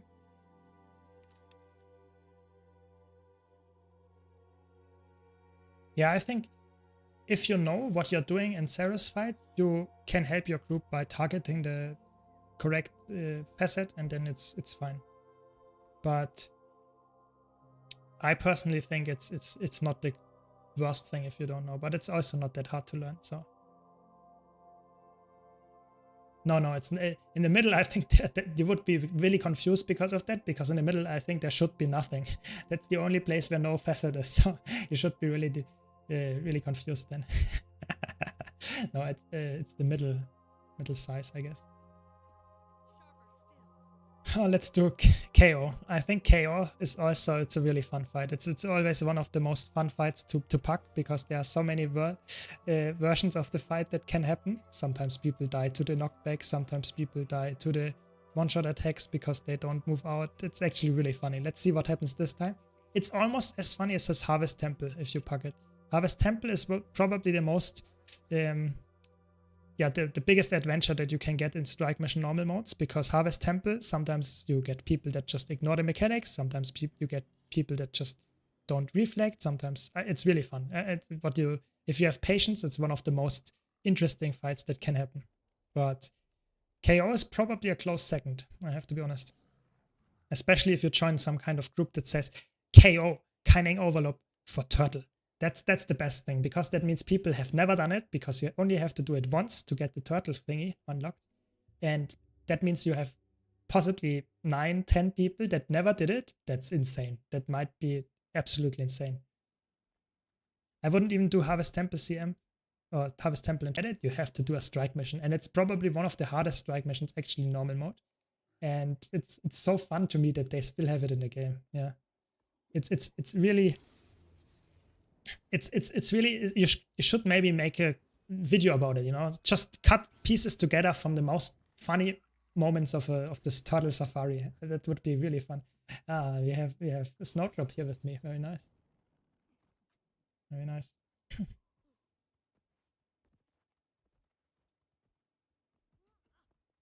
Yeah, you don't need, I don't think you need really, I think the thing that annoys me the most in Chaos in normal mode is that people, even if they have this big purple star across their head, they just stack on the group, and we just ignore the mechanic where you have to spread and just deal with one of the things mobs at once.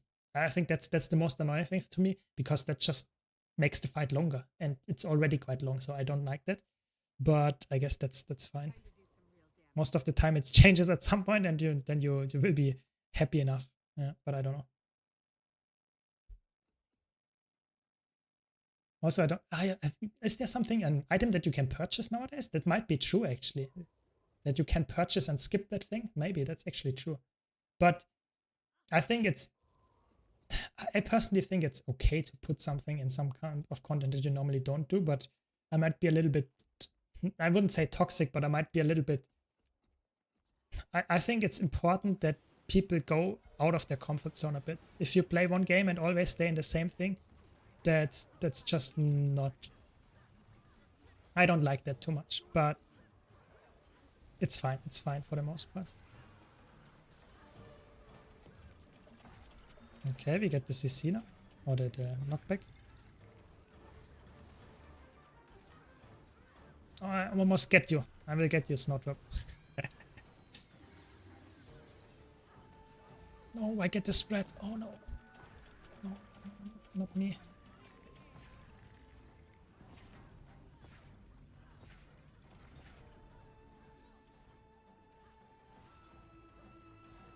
Now I lost all my DPS. That's sad. I hope the quickness uptime is good though. It's more important.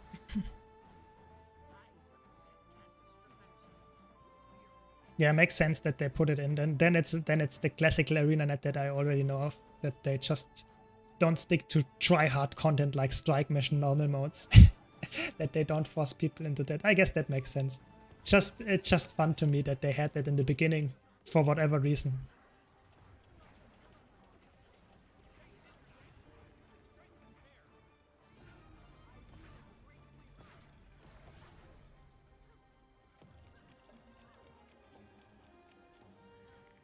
Did this guy strip me? That's mean. They stripped my quickness.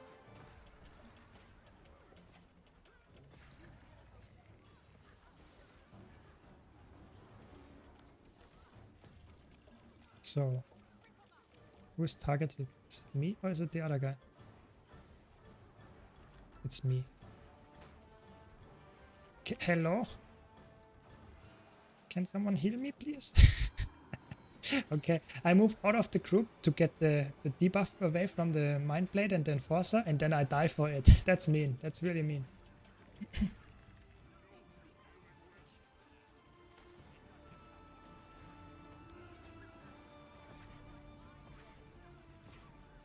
I have to flee. Okay, the commander knows as well. That's good. I already made a build guide about Holosmith for roaming in World vs. World Filthy. And I have to be honest, I'm just not an engineer main. I was grinding so hard to get somewhat of a decent footage for that video, but I'm just I feel like I'm so dumb with it. I always die to the attacks of enemies that I normally don't die to. It's just I have to train it so much. I think Holosmith is something that is very special. It's a very fun playstyle, don't get me wrong, I like it a lot. But I personally think it's just not for me in that sense.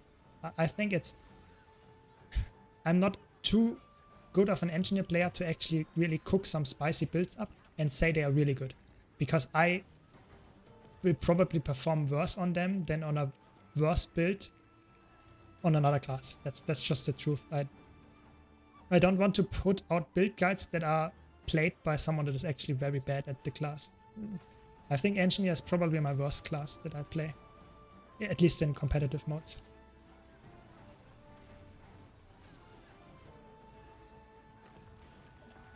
Ooh, double kill.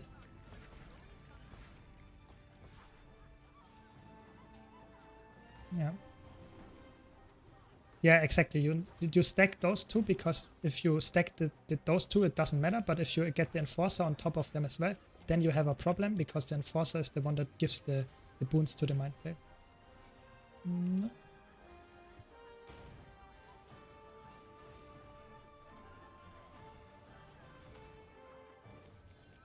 It's actually a decent group. It's okay. The boon uptime is okay.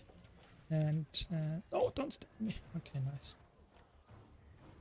Sometimes they go for kamikaze action, the enemies or the allies here.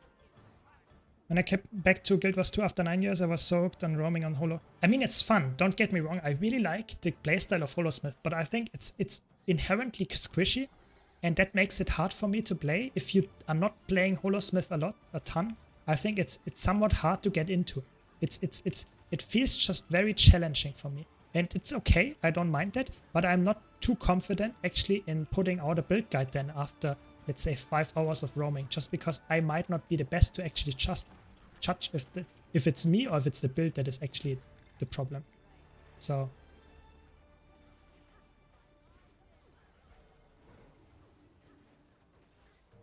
nice, the commander knows. The commander knows. That's good.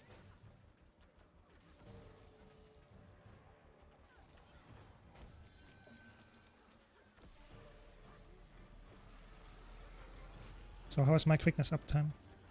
Decent. 100% almost. That's good. I'm happy with that.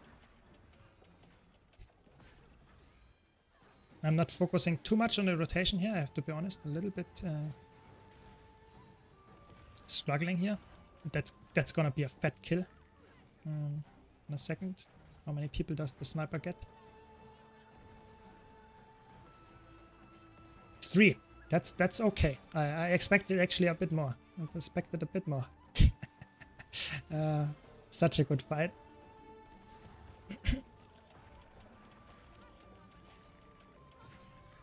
Did you ever watch anime? I actually have to be honest. I think I never watched any anime. I'm not really interested in that kind of thing. I'm typically more like of a. I watch science fiction, maybe some kind of fantasy, but it's always some kind of real actors and no anime stuff or some kind of cartoon. So I'm not into that. It doesn't mean I judge anyone that is. I'm just saying it's not something for me. Yeah, that's my honest answer here. I hope that's okay for you. If you expected some kind of weirdo, that's not me.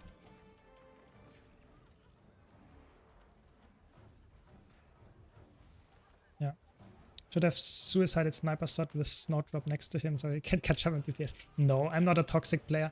I mean, I'm also not supposed to catch up. If I would catch up, I would highly doubt his capabilities as a DPS just because I'm quickness. I should never catch up with a DPS.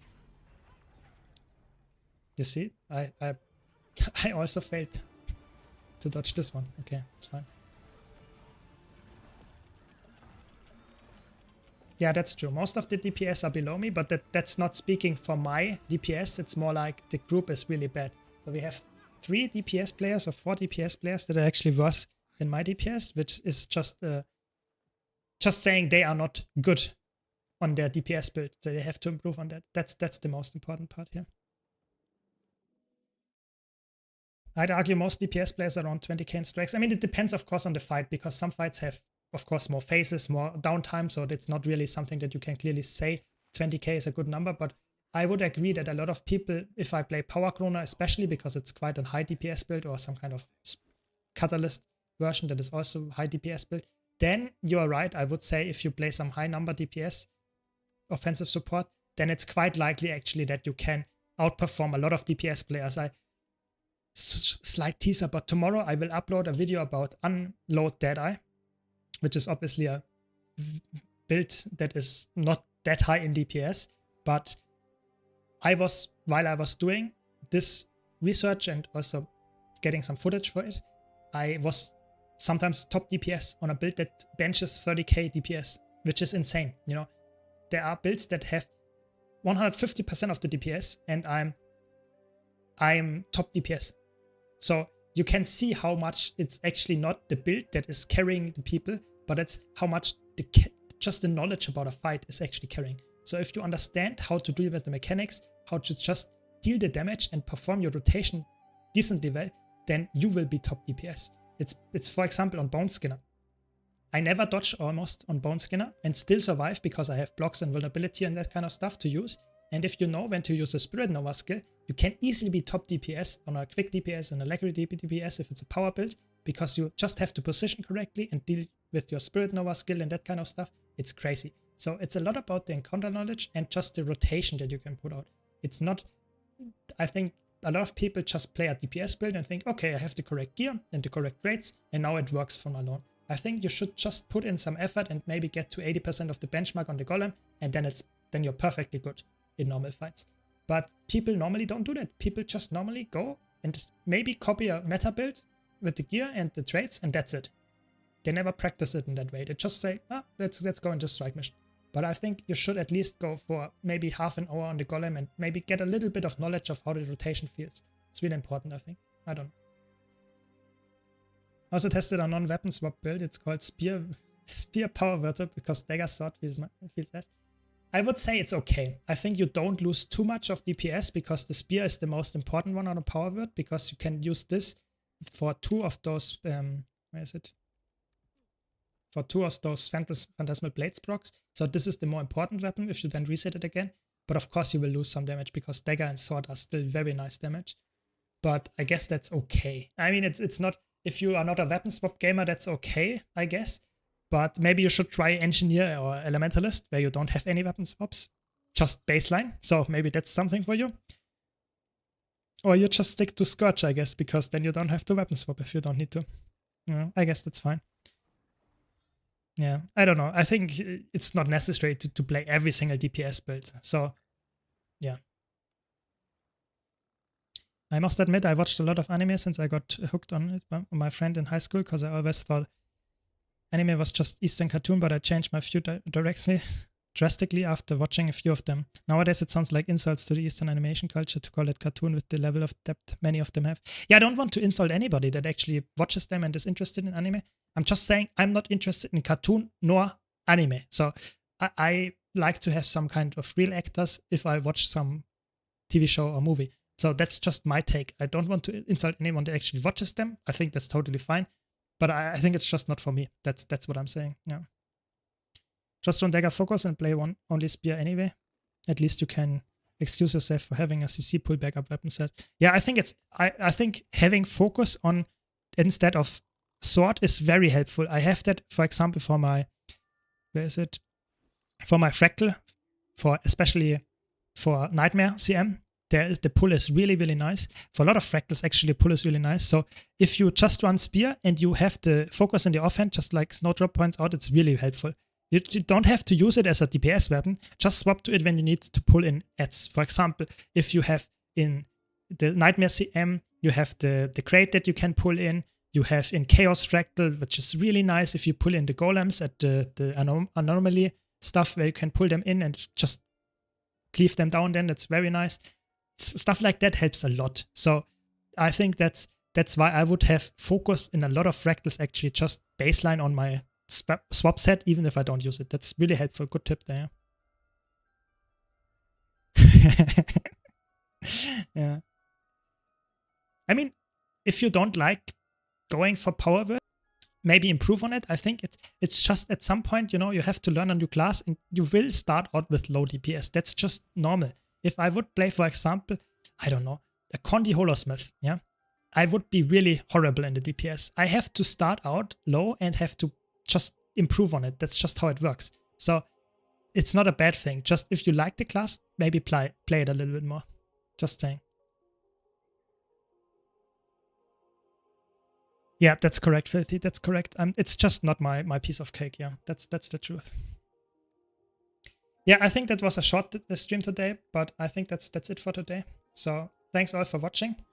And yeah, I hope you had a nice evening with me. And if you didn't already do it, check out my YouTube channel. I have some nice content there on Guild Wars 2 related content. And thanks a lot for watching. Hope to see you all around. And yeah, thanks for all the follows and the sub. Really appreciate it. Thanks a lot. Have a good evening.